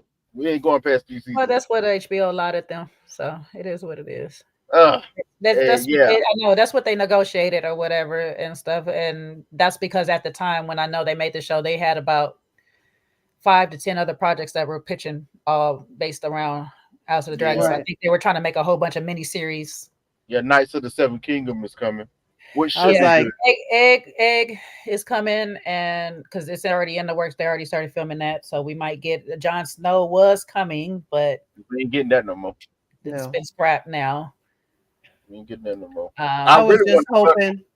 I I was was just glad they didn't let Sea Smoke just land on the beach like that. Oh, that's you know what I said. That's what made me okay. So Yeah, we gotta talk about them boys. yeah, and I don't know if I want to do this in a separate discussion later on or whatever, but I do want to like flesh out these connections with the dragons and all this stuff like that because Smoke has basically been missing since um since Lenore. Lenore, because I was about to say it serious again. I'm about to all these. I told you all these L's, these V's, these R's. They Yeah, killing me. I am not good with this. I mess up on my own name with my sisters. Okay, but look, ever since he's been gone, Sea Smoke's been pretty MIA himself, and it's just like conveniently, Adam shows up. Well, supposedly You he's supposed to you have sure? been back and forth between Driftmark. He's been flying back and forth between Driftmark and Dragonstone. Yeah, but Just he's roaming. just been mostly MIA. He don't really be out and stuff like that. And I was just like, oh, to make yourself be seen by Adam, who we know later on is the one who ended up bonding with him or whatnot. So And I it's know double hit. so a little bit in the book. I know a little bit in the book that there's talks. There's two accounts on Lucerys. Lucerys. God dang it! See, I'm back to Lucerys. It's not. Lucerys. No, it's not. Lanar. Lanar. Yes, thank you. Lanar. That Lenar's talks or whatever that Lenar has been gone, and he didn't actually unalive. He wasn't actually unalive. He just was gone, like which the show has done. But then there's also the fact that one rider can be bonded to a dragon at a time, so the rider will literally have to be unbonded through death Mm-hmm. for another But one to do it. And however, Sea Smoke was rebonded. Mm-hmm. So does that believe like over so many years that the bond can be Mm-mm. gone possibly, or Mm-mm. or there's a thought that a rider can, you know, sever the bond with their dragon. But the rider has to do it. The rider has to do it. well, we But also does know in the Lenore book, know how to do that? right? Nah. But we also do know in the book that Lenore is possibly killed by his lover, so there's Yeah. that chance that he has eventually passed, even though he was free. We can assume he got But away it, free. But then but they have that count that he has came back under disguise and reclaimed Sea Smoke. So Oh we golly, know that no. clearly the show has took a stance on where they're gonna go. So my yeah. thing for Rainey's is that now you have your husband's got two bastards and one has claimed the dragon that your son had. Well, hold on. We still don't know if the show is gonna take it still with the books did. Because Corliss said that those bastards was Lanar's in the books. Right. Mhm. He He did only try said to palm them off on his but they can't be. They can't be his exactly. age. We don't know if they can't be But because we Lenore don't. was probably testing out to see what he really like out there, and That was But the they won't beauty be of that it. age. I They know, but won't be his I know they age. would have to. that They was would the definitely have to beauty be of it. younger. They would definitely have to That be was younger. the Because beauty like of it. both of That these men look. yeah. And I do so far I like the castings, but I did feel like Alan was a little too old. He looked too little too Yeah, old to me. Just a little bit too he old. does. Yes. He does look a bit more Yes. older. Adam looks appropriate. Yes. Because Alan Adam looks about the age that Lenore was when he passed. is actually a little younger, but yeah, yes. Yeah, but around Yes. that, so Yeah, around around that that. age, so which would make some sense or whatever that to make it seem as time has passed, that it's possible that this could be his. He could be the same age as Lucerys and the other kids. Mm-hmm. But not the oldest one. Nah, No, he definitely should be younger than Luce. but then Alan Lucerys. is supposed to be the younger brother. That's what's confusing too, because he looks older than Adam. So I know it's because of his size. I know it's because of his Oh size. no, Adam is the younger. Adam's younger. Adam's the younger brother. Somebody else said that Alan Adam is the older one. the oldest. They Yeah, said Alan is the oldest. Okay, so I got it back. Yeah. Somebody said it. But it is a good question, L. Is I did wonder how they're gonna do that, and also I can see where they're leading to with Sir Adam a few. Yes. I'm wondering how far they're gonna take it because they're spending a lot of time in bringing us to him and all this. So I'm wondering how far they're gonna take it and when they're finally gonna get him out of King's Landing. So they have Hugh, they have Adam and Alan, and they also have the guy, but I can't remember his name right now, that was asking the questions in the of the strung up men, why they were strung up. He's also Yes, I can't remember his name. That he the one that hangs out with Hugh all the time, but I can't remember his name. yeah, he's also a future writer. So they have Because I him. knew there was a reason why they showed him. I was like, why they showing this guy? But Yeah, he's a future writer.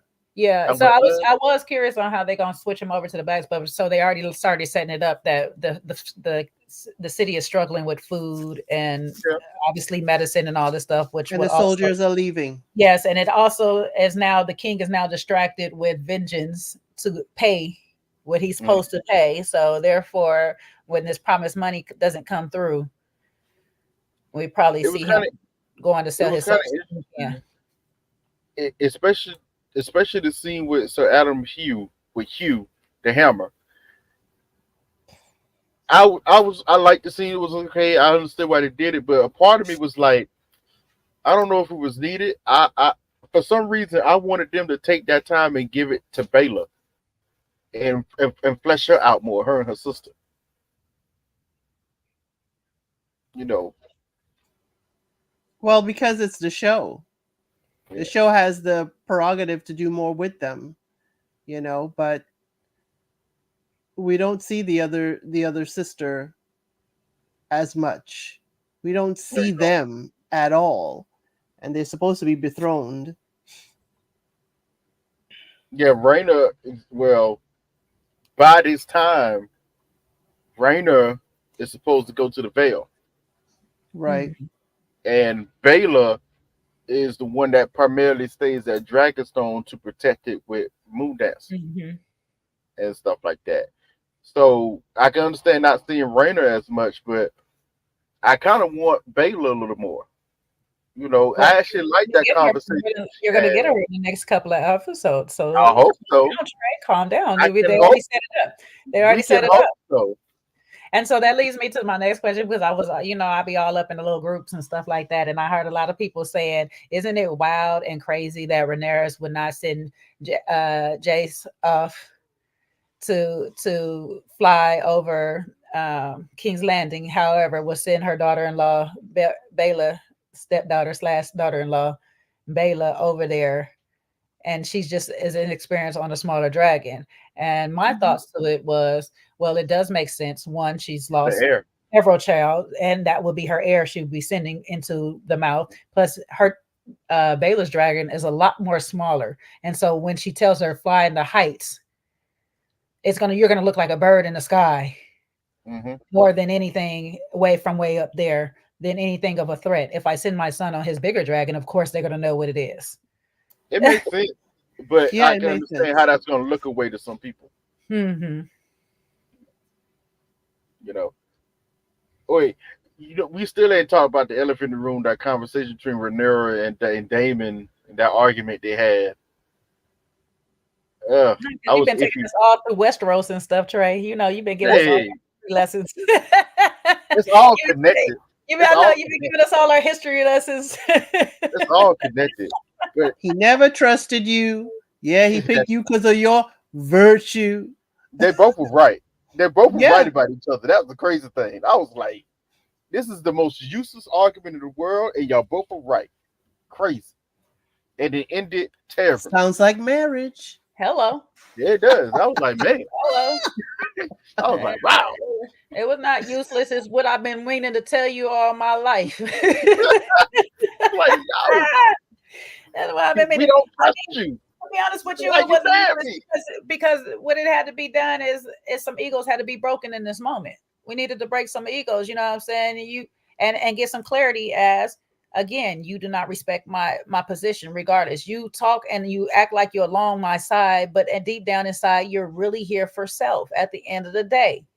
And so I cannot trust you. And it's not like my father didn't like you or feared you. He didn't trust you either. He didn't trust you. Let's go back to season 1. She realized in the moment he didn't even trust him to tell him about the prophecy. No, because he never No. won. Well, see, no, he He never didn't. chose him for No, He heir. never chose him he for never air. He was wanted there for him the to be day heir. and only for the second for making fun of him. And it was like, okay, let me take that away from you. Now, I have to make this argument that totally wasn't Damon or Viserys' fault either. Otto had a lot to do with that. Yes. He purposely put a wedge between the Mhm. two brothers And kept it because there. before Viserys was king, They those were two was taking like seeds. this, Mm-hmm. and I mean they were like complimented one another, Yeah. perfectly. So it was one of those things. If that would have remained like that, if that relationship, just the relationship would have remained like that, a lot of things would be different. But from Rhaenyra's perspective, her statement reigns true is that her dad didn't trust him. because It's that's true. from her, She was right. her perspective. It's not necessarily Viserys' perspective of him and stuff like that. But then it's you. If you look over it, there's parts of Viserys that didn't trust him because and what Damien said is true. I own the King's Guard. I'm running. I mean, well, the white cloaks. I'm running all of The them. gold cloaks. The gold Yeah. cloaks. I'm running all of them. You know what I'm saying? I'm a legend out here in these streets. Me and Caraxes. The people love me. You know what I'm saying? He I'm good. designed the gold cloaks. I'm saying I designed them. Yes, said, like you said, designed them. You know what I'm saying? Like Elle said, I'm that man in these that streets. Yeah, I'm the man in these streets. These ladies love me. Hello. See them fighting over me. Okay. You know what I'm saying? Who don't want this? When he rode Caraxes and you saw his new armor and breastplate and everything, all I heard was, Nipsey, I've been grinding all my life. I heard that. I heard that. I've been grinding all my life. I was like that. Hey, look, he rode out like that for real. Yeah, he did. Gotta hustle, gotta fight. I was like, the only problem with that, Elle said, is Caraxes is red, so it ain't gonna work. Caraxes be blue.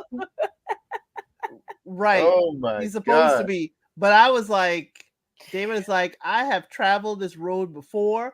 I've had to do this thing on my own. She did not dissuade him when he said, I am about to go to Harrenhal to take this in your name.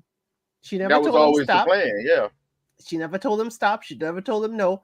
They knew the Riverlands had to be, in somebody's hold. Yes. But you see, that's also where, Damon is going to go and get another education. What Jada and Will said, bad marriage for life. Oh we die together, we die together. Bad marriage for life.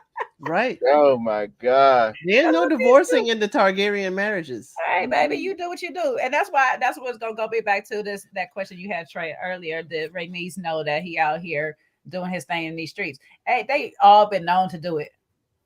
I don't think these women is too pressed, even though they get jealous from time to time and all this stuff like that. They know they men be out there sewing their robes.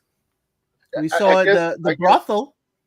Yeah, I guess when Elle said it, that's why I'm wondering how's the show going to handle it, because the books kind of know. She kind of makes this statement. Yeah, the sea state will wet his something or another wherever he will. Mm-hmm. As long as she comes off in the books more like a Caitlyn Stark. As long as you don't bring them bastards home, I ain't got a problem with it. But when it's wartime, he will dip into waters, into shallow waters or something like that. She said. But that's the whole thing about the Targaryens, and that I think that's what takes me back to my argument earlier with Alicent and the Greens and voice is the Targaryens. Is the Targaryens symbolize freedom, their free will to do whatever they want, even disobeying laws of gravity with dragons. You know what I'm saying?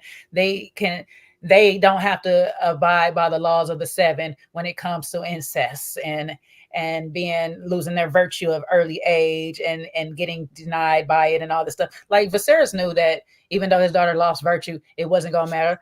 She's heir to the throne of the seven kingdoms. These men is still going to come, but it just looks weakened on my part. Mm-hmm. It weakens the claim. Yeah. Or whatever. So it's just like they freedom of things, and when you get to arguing two free people, well, how am I supposed to stop you, baby? But again, that's how Viserys also was weak and lost, because he knew he did not have a son for Rhaenyra to marry and be on the throne with. He should have arranged for his daughter's hand. Mm-hmm. But and then that's where his brother stepped in and said, "Let me marry her," and whatnot. And now that's where I do agree with you, Trey, on they were right when he said the brother referred my stance, because you should have married your brother to her. He should have. You should have your brother to her, but he didn't just fear his reign and that legacy. He feared his reign and his daughter's legacy as well. Because come on, this girl looks up. She looks forward to every time her uncle comes around. She was a giddy little girl. She loved her father, but she loved her uncle. Yeah, her uncle. I mean, and funny thing was, even though Rhaenyra lost was poking at Damon about it, and she was right to do so. I think she was correct. But let's just keep it real.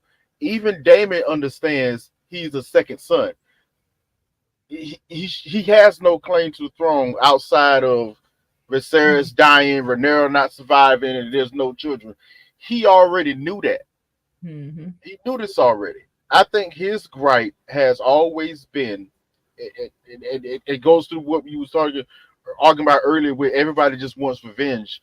He wants revenge against the High Towers so bad because in his mind, everything started happening when Otto Hightower wormed his way into all of this.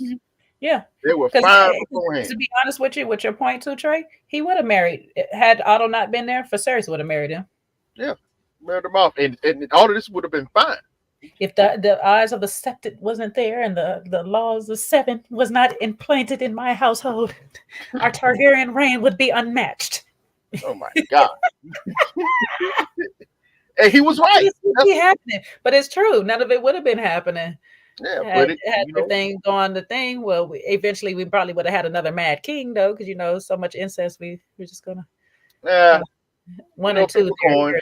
Flip a coin. I said one or two there. Eventually, flip a coin. Eventually, we still get a few more later on. Yeah, Not if you got the Strongs sliding in too. Hey man, slide in strong, baby. Black of hair. Oh my God! See, if you would have married your daughter, this is crazy that we're saying this out loud. But if you would have married your daughter to your uncle, you wouldn't have this issue. She wouldn't have been no strong sliding in. And I wish they would have that one thing. I wish they would have left Rhaenys hair in the original color. But I understand for unreaders, the people that haven't read, what I'm saying, to keep it how strong this family line is that everybody literally has blonde hair. And Game of Thrones kept to that theory too, or whatever. So it's hard to take a Game of Thrones person, put them over here at House of Dragon, and then start changing it up a little bit. Her hair is supposed to be black, ain't it? Yes, it is. She's Baratheon. Right. She's Baratheon, and their hair is a lot. Their gene is a lot stronger. Yeah, but she had purple eyes. Yes. She had purple eyes. Yeah. What? That's why. Put contacts in these people's eyes. I'm sorry. That's why. I know it doesn't. That's why I'm mad. They have to use more CGI. Right. That's why I'm mad. Corliss's bastard Adam doesn't have blonde hair. He's supposed I'm a little tripping. That's what's throwing me off too. It's like y'all should have blonde hair, or he should have his hair bald, like you said last week. I was going to ask that of y'all. Well. That kind of bothered me a little bit. I was like, okay, he either should be bald or at least parts blonde showing. Unless his mother is a Baratheon. Unless his mother is a Baratheon or something. If y'all want to say that's what the case is, but he should have something. Does the C6 sail up to Storm's End? Nah, not like that. We don't know where he's like at. No, their mother is supposed to be of Driftmark. She's like a right. I know, that's what I'm saying, but that's why I'm like, unless this woman came down and she's a Baratheon kin. You see, Ned died for all this hair color DNA, and they're not sticking to it. Ned died. He ain't lying, man. Come on, man. That's what I'm saying. That's why I was like, it's so hard to sit there. But then I guess for TV purposes, because like I say, us the viewers who are so understanding of this hairline thing, if we change her hairline, then we're gonna have to start questioning who her parents is and why. Put a few black braids in there, at least. That the kids end up getting it. Yeah, I mean, it should have been some mix, and I feel the same way with at least with Adam's hair. It should have been mixed. Yeah, it should have been mixed. Hugh's hair is slightly mixed. It's not as silver, whatnot. And the other guy that we can't remember whose name is, but we shall in the future. His hair is a bit whitish. Whatever. His is more along the lines of Corliss. Is a lot less blonde and a lot more white. So, yeah. Which they tried to. I noticed that with this show, they tried to make a slight difference between the Targaryens and the Valerians. The Valerians are a little more silvery. Yeah, the Targaryens are a little more blondish silver, more darker skin. They can go more darker skin or whatnot. So, whereas Targaryens are more pale. So who's the daddy to the prostitute in the brothel? Well, we don't know yet because that might be Viserys. How we know?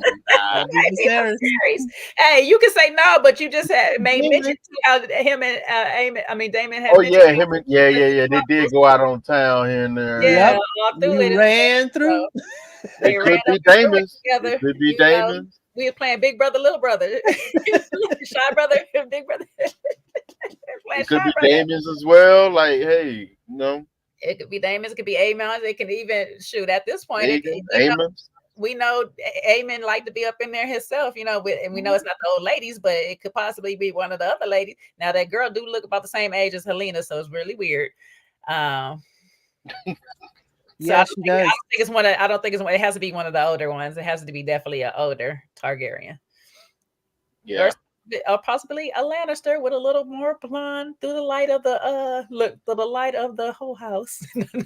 Now them Lannisters didn't get down like that until Jamie and Cersei came along. That's they the No, only one. the lights of the whole house. The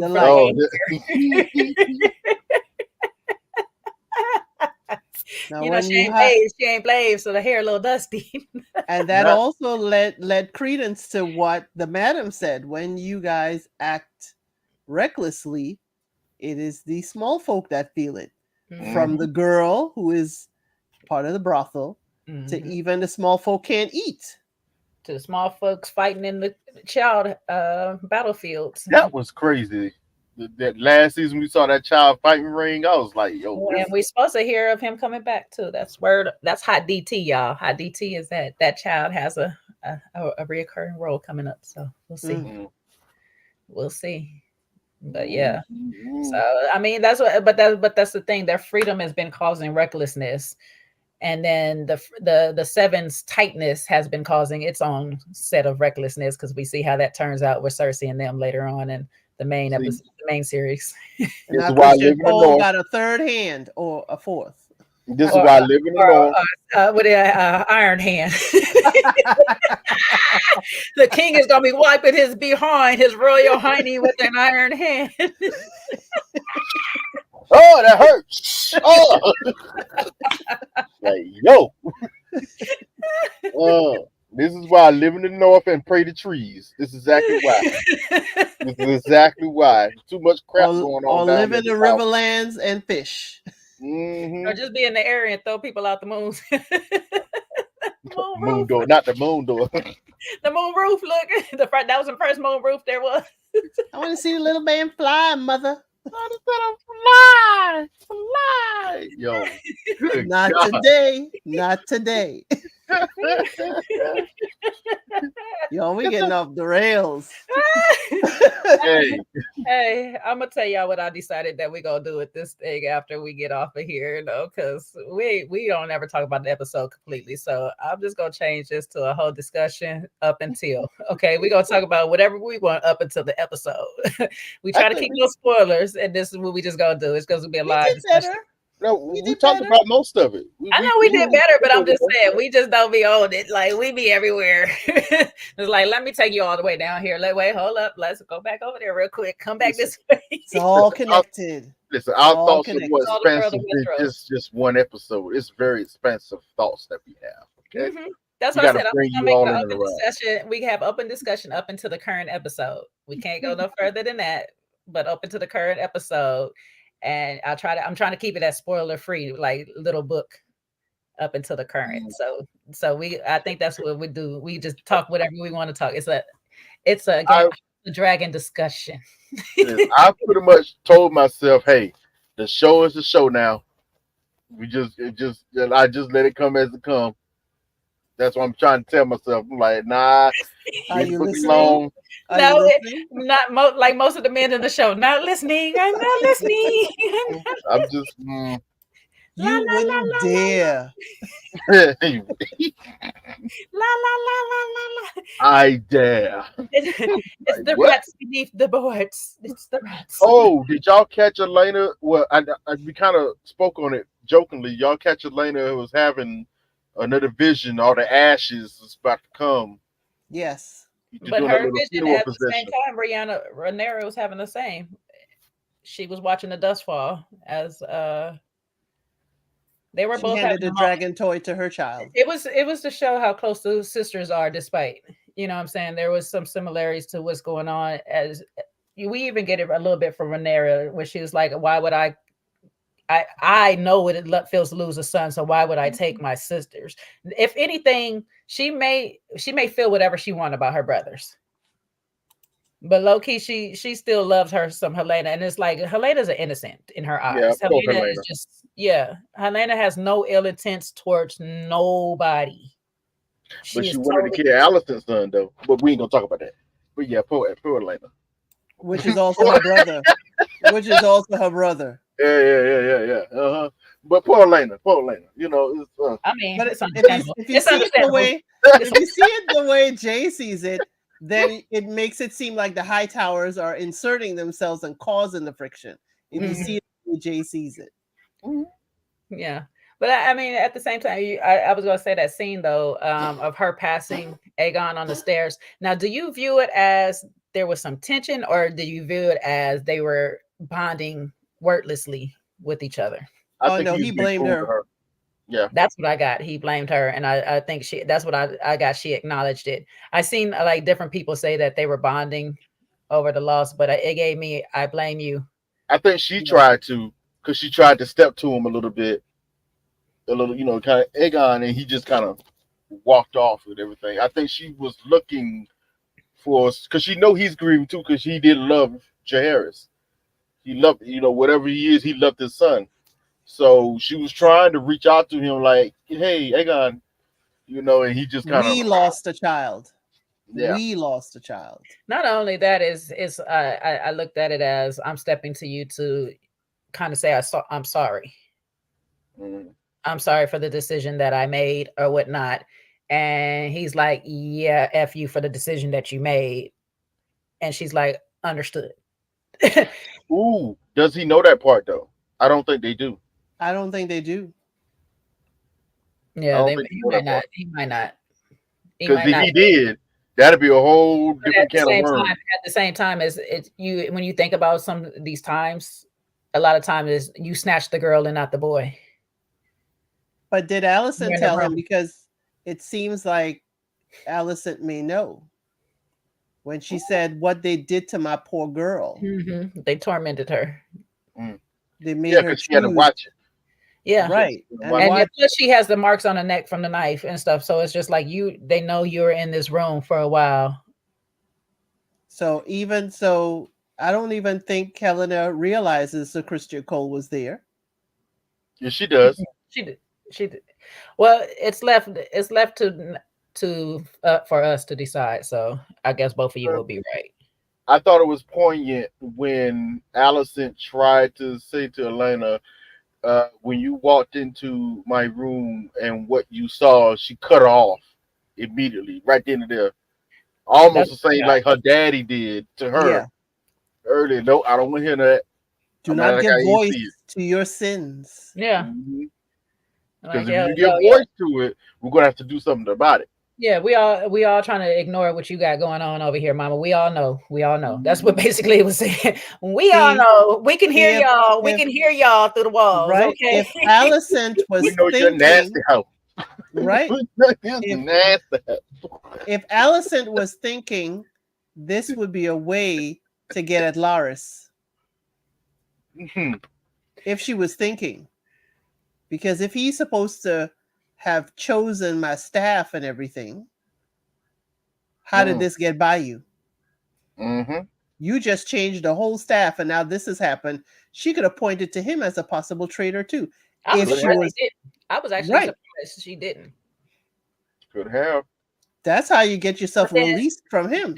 But then I feel like there's also been some threats in the background on why we wouldn't, because that's why she's secretly trying to confess to everybody. I've been out here sleeping. So, and everybody like, girl, we do not care. Like, we going through some things up in this. I just lost a son, lady. I just lost a whole son. I didn't care about you getting your coochie ate. Like, come on now. Right. You getting waxed. What does that have to do with me? Yo. It is one of it. You know what? Let's talk about it. Let's say it. It's one of the situations.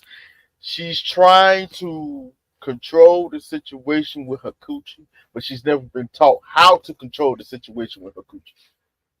She thought she did. She thought she was doing the damn thing with Viserys. You know what I'm saying? Because Viserys was he was just a nice guy. So He was old. He was nice and old. She thought she was doing the damn thing. But that cold pole got her open. That cold pole is it's just the youth of it. It's the youth of it. I'm surprised Viserys popped off 3 times, but at his age. But the thing is that he said, "I'm the dragon, baby." Right. I ain't riding the dragon, but you can ride this one. I got this hot tea. I got this hot tea for you. The Carvers. Hey, baby, we don't. The Targaryens don't need a pill, baby. What you talking about? Hey, listen, that's one thing they know how to do is breed. Fertile. Right. Fertile. Man. Shoot. But everybody can get it. It's just one. Allison was just taking somebody from Rhaenyra. She was just taking him from her. And Crazy. You're supposed to, and now you're sinking him even deeper into his own foolishness or into the sinning. Both of y'all have lost sight. You know what? I'm about to be messy. Listen, they said if loving you is wrong, I don't want to be right. And how is she not preggers? That cooch old. Moon tea. His pull-out game, hey. His Cole's pole game, his pull-out game is strong. It's okay, strong, and she got that moon like tea that. It's back strong up. like that. The enemy's, the enemy's child. It's strong. And that's probably. Listen, Trey. Probably that was what the girl was making for her, was that moon tea to tell her, we know what you've been up to, and we're gonna make sure you still get your tea. Mm-hmm. That was Laris's way of knowing. Yeah. Sip, girl. Get that day after. Get that morning after. You know what? I'm about to be real messy. I want to actually ask Cole who's better, the queen or the queen. The queen regent. I don't know. The way he said acting over Rhaenyra over this years later. That's what I'm saying. Rhaenyra got that dragon fire. I'm trying to tell you that dragon's something else. But again, you never forget your first either. That first ride. Exactly. Now I remember my first good. No, I'm saying him. Right. That's what I'm saying. Your first dragon. Turns out. Right. He my tower. He ain't never had another dragon. He ain't gonna get another fire crotch. He ain't gonna get another fire crotch. He only had one dragon. Right. That's it. It don't matter if it's his first, his last. He ain't gonna forget that, baby. That's dragon. That's dragon cooch. He still messed up over that. He big time messed up. He's so messed up. This man is out here doing the same thing. He gave up. He doing the same thing he gave up, and was mad at the Strongs for going ahead and doing what he couldn't do at the time. Like what you failed to do. Your kids. It could have been your kids she had, but you didn't want to. Yeah, you could have had some black hair kids. Strong man knock it down and all this stuff like that. Now you mad. But he wouldn't know how to behave. You see, that's where Rhaenyra messed up. Cole was not the right one to choose in the first place to be a consort. She was right. Right. She's too young. She's too inexperienced. She wanted to conquer him, and that's what she did. Yeah. She just had the fire. She had the natural fire coochie, but she didn't know how to use it yet. She learned years later. Her uncle taught her that. Yeah. You gotta tame that dragon, girl. You're sitting on a hot flame, girl. You gotta learn how to. No, she learned it. She learned it before that because she tamed the strong. Strong was happy in his position. That strong will had tamed her. Right. That strong will tamed her because she was over there like, okay, I'll get 2 more for you, baby. Hold up. her uncle taught her how to seduce, how to use her power. She just didn't. He didn't tell her when to use it. Yeah, that's the problem. Right. Now speaking of the Strongs, we got to mention Papa Strong. We got to mention Papa Strong in this episode. Yeah, we was asking between the different hands of fatherships. How were they? I was like, oh, so everybody is okay with the Strongs being the daddies now, huh? Oh no, we private. We were thrown and we private. We can speak about this privately. We ain't talking that's about why I thought that conversation was interesting, but that's why I liked it. Yes. You know, I was like, okay, this is totally different. You ain't never seen it. We wouldn't have never heard of this or seen this anywhere. But I like them talking about this openly and about themselves. They can talk freely with each other. they have that relationship. I like that. Mhm. And the two grown men can behave and raise the children in the same household. And there's also Yeah. the understanding that Bayla knew her uncle was batting for the other team, baby. It's like, I know my uncle. Come on, I know that's not really the daddy, but You how's my uncle? Like, know how's what my I'm uncle? And it's funny how she said it because she's like, how is my uncle as a father? And then right after that, it was like, and how was Lord Strong? saying? And they were different, but he explained it. He felt love from both of them. Right. Mhm. You know what I'm So you can saying? have two daddies. Yeah, in a space though. It was like I can feel the open love from Lucerys because is it Lucerys? Did I say it right this time, child? I'm telling you, I'm a die. You're fine. Woo, You're if I fine. could just give y'all a picture from my brain, we'll work better.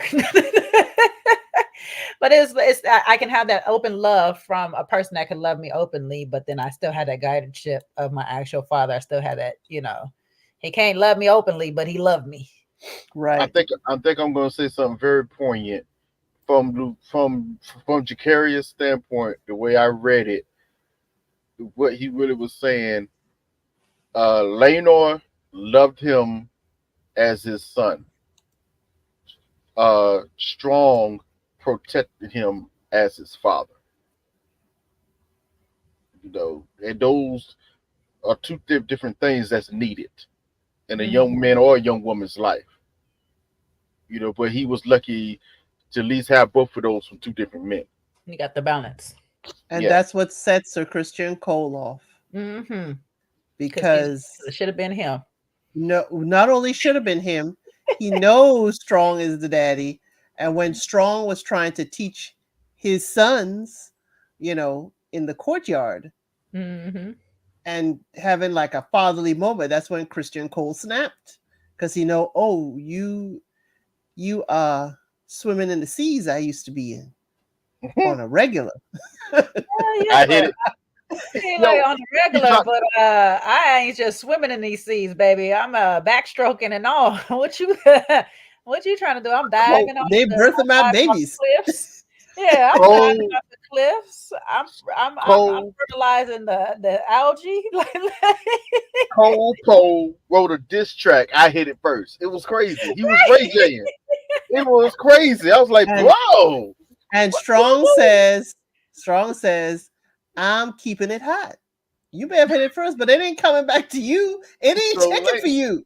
What was that version? yo, He's mine, but they switch it up for monkey the stuff. male version. She's It was a mine. monkey Made stuff. I had her once, but I got her all the time. There you go. They, they went straight monkey stuff out here. I was like, this is crazy. These dudes acting out of character. They I just But told you wilding, boy. that dragon pee is something different, baby. Woo. Got the men's out here and their panties in a bunch. yeah, Like, but woo. Strong is fine. Strong getting his endoses. He is taking care of his queen heir, and he's happy with where he is. He knows he's not acknowledged as the dad. He Yeah. knows he's not publicly, and he's fine with it. But what also bothers Christian about Strong too is Strong was strong enough to check his emotions about this. He's like, baby, I can get it all the time. Okay, well, I'll sign up for that. Where Christian was like, no, I love you. I must have it all. I must have it now. Or all or nothing. Nothing? What do you mean nothing? You must die. Mm, mm, mm, mm. Like, boy, get your emotions under check, baby. Get your Strong life knows that my heirs are the ones that are going to be sitting on the Iron Throne. I don't know what's wrong with you. right. There will always be a connection between the throne and how Strong. Hello. Get it together. Hello. No, despite what my brother out here trying to do. Yeah, that's why I still think. What in the words? What are the words of a Denzel movie? Left side, strong side. Oh my God. I'm gonna be on the left side of this lady. Tell Sean where the ring at, baby girl. Mm. Strong It side. it is kind of crazy. I remember they mentioned that last season. Like, yo, you and Lenor couldn't at least once had a kid. The first one at least. Like, oh. But Who's to hey, say they didn't try? they said they did, but it's Right. just you know, Maybe he's shooting blanks too. He could be afflicted both ways. Yeah. Or the cards just just didn't like wasn't what dealt she had. because she struggled with other kids, so they might even struggled in silence. You know what I'm saying? Real truth is, a lot of times women be having miscarriage and don't even know that they was pregnant. So she might have lost a few. Right. Or She the like her mother. because she seems like she would have his person help facilitate him handling that business. Shoot, they all be up in there. Right. Like brothel. Hello, I've done I ain't this. got to go outside. Right. Maybe we done a brothel together. What we doing? What Yeah. we doing? So Bring the brothel home. And that's how Laris could you see? That's how Laris also learned the tunnels because his brother was using it. Hello. mm, Yeah, because I'm trying to figure out how Laris get these tunnels so fast with that leg. You know what I'm saying? Looking like Silk the Shocker. How is you walking down? How are you walking down these halls with this heavy ass foot not being hurt? Silk the Shocker. Oh my god. I don't know if Not y'all Silk. remember that movie that Yes. Silk the Shocker got his name from, but Yes. Silk the Shocker. Silk But the yeah, Shocker. he knew. I think he knew because he followed his brother or whatever. Mm-hmm. But again, I'm not sure as to his allegiances, if it's truly with the Greens or if he is helping his nephews I attain think the throne. He's helping himself. he's helping himself. That's what I was gonna say. I think it's more of a Damon position. Gotcha. And that's the thing I did want to say. I think you'll say because you remind me on one of the topics I wanted to talk on. Is the fact that if you notice through how these series works or whatever, the people who are of stature, virtue, and they have all of their working limbs, they tend to be acting off of emotion instead of logic. Where those who are at a default or a handicap from birth tend to be the more, except for outside of Littlefinger, he just was a smart little devious thing or whatever. He had no afflictions. Okay, he was even well endowed from what we heard, but but he he worked with his brain. However, it's like you had Tywin. Here we go with the T's now. Tywin, Okay, Tyrion. Tyrion, not Tywin. Tywin is the father. Tyrion had Tyrion. You have the Clubfoot. You have a couple of other characters that have inflictions that from birth or whatnot, and they tend to be a lot more. Littlefinger can't be big. Shut up. Hey, they might be calling it a little finger, okay? First of all, for it. Depending on how big his fingers was. We don't know. No, but they tend to think with their minds and be level-headed, so to speak. Where most of the other people who are of a brute force tend to be that, just a brute force, run around trying to conquer everything. We're not, so. Because those without, they have to work harder to get it. And they're going to work in a manner that they can keep it. Yeah. We also see the women be a lot of strategic like that too. A lot more, Well, it's very seldom. It goes to that breaking point of, okay, took my kid, now I lost my whole mind. And I want to burn up some things or whatever, Generally, that's where a woman's downfall goes in. It's always the kid. Like, my baby. My babies. They killed my baby dragon. I must burn everything now. Like, And the White Walkers took the other one. It still breaks my heart every single time I see it. My last highlight is that Corlys was speaking to the men, not just Daemon, that sometimes it's okay to be under the authority of your woman. You just might like it. Mm-hmm. Hello. But no, Daemon is used to intimidating women, so he don't know how to be submissive and let it happen to him. Shh, just let it happen. Speaking of Daemon, so he's flying to Aaron He's out. That's going to be it might not even really be a battle. They're going to surrender quickly. He's going to gather the River Lords together. Oh, Now hold that up, Christian, hold up. Are we doing spoilers? no, not really. Are You've we been doing planning this since the first episode when they was no. When you putting things just out. talking about quickly and all this stuff, this not a part of the plan. We don't know how quickly go get we. No spoilers. Try to do It wasn't a spoiler. This is exactly what their plan was. no. It's Not they gonna give up. exactly what they've been planning. But Trey, all we remember is that I am going to Harrenhal to take Yeah, it in your. Mm-hmm. Now, the yeah. details of how it's going to happen is I don't only know. book readers. No. Well, I don't know the details. I wasn't going to speak on the details. What I was going to bring up, he's going to Aaron Hall to take it in your name.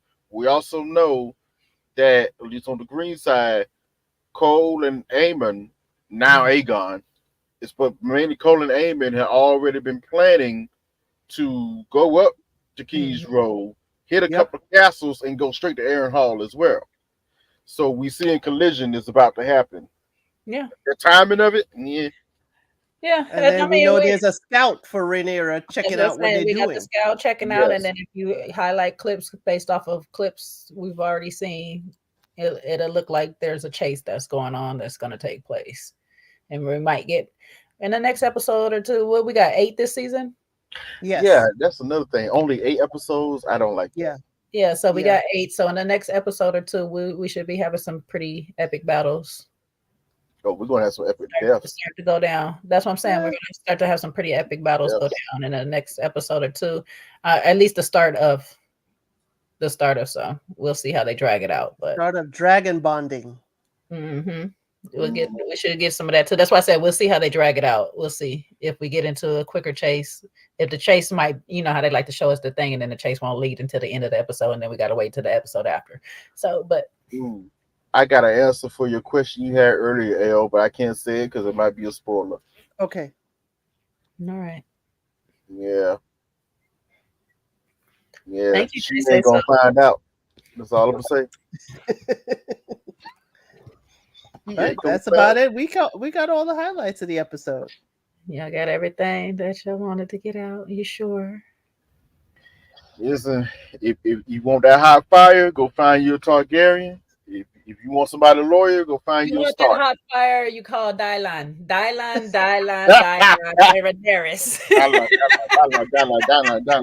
Dollar. Get nothing but hot fire. Dollar. Yeah. You call Rhaenyra, you want some of that hot fire. You got that fire crotch. That what they told Britney Spears. They need to go find some loyalty. They need loyalty. Go up north and get you a Stark.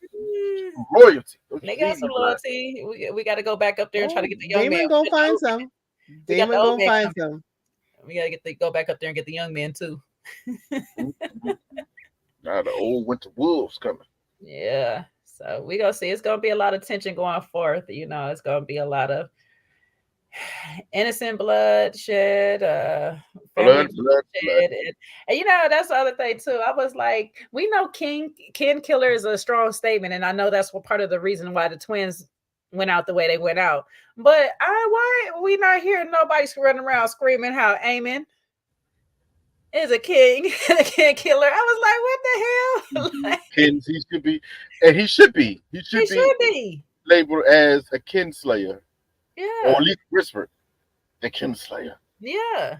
Well, they should say it in Rhaenyra's council.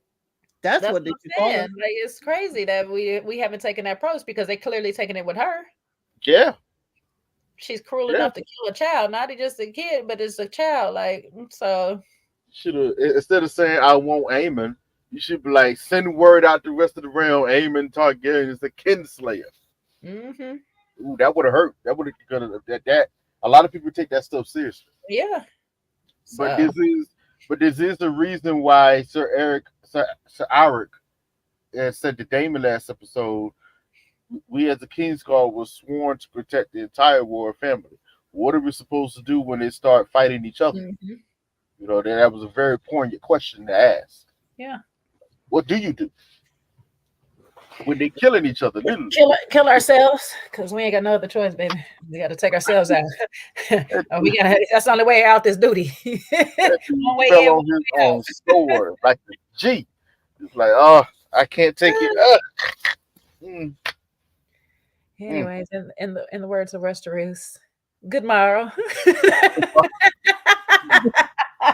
Good morrow, my fair maidens. Good morrow. We shall see you in a fortnight.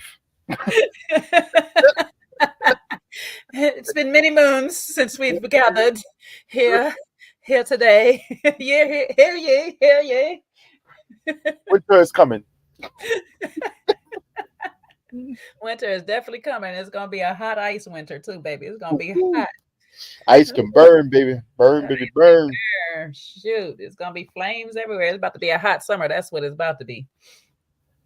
Okay, we're gonna have Megan twerking next week. Hot girl summer, because it's going down, baby. Anywho, final thoughts this time for real, because now we leaving like black people at the picnic. Final thoughts? Anything? Nothing? Just keep your eye in the sky. There are dragons coming. Might be a little bird like dragon. Yep, there are multiple dragons coming. Might be a little bird like dragon up there spying. If cars on everything. But then also you got to remember it might not. It might be a horse named Jean Jacket. So if you know, you know. Fire and blood, baby. Let's go. You watching in the sky too long. Just don't look at the clouds too long. That's all I'm gonna say. Trying to pull that thing out. Fire and blood. Let's go.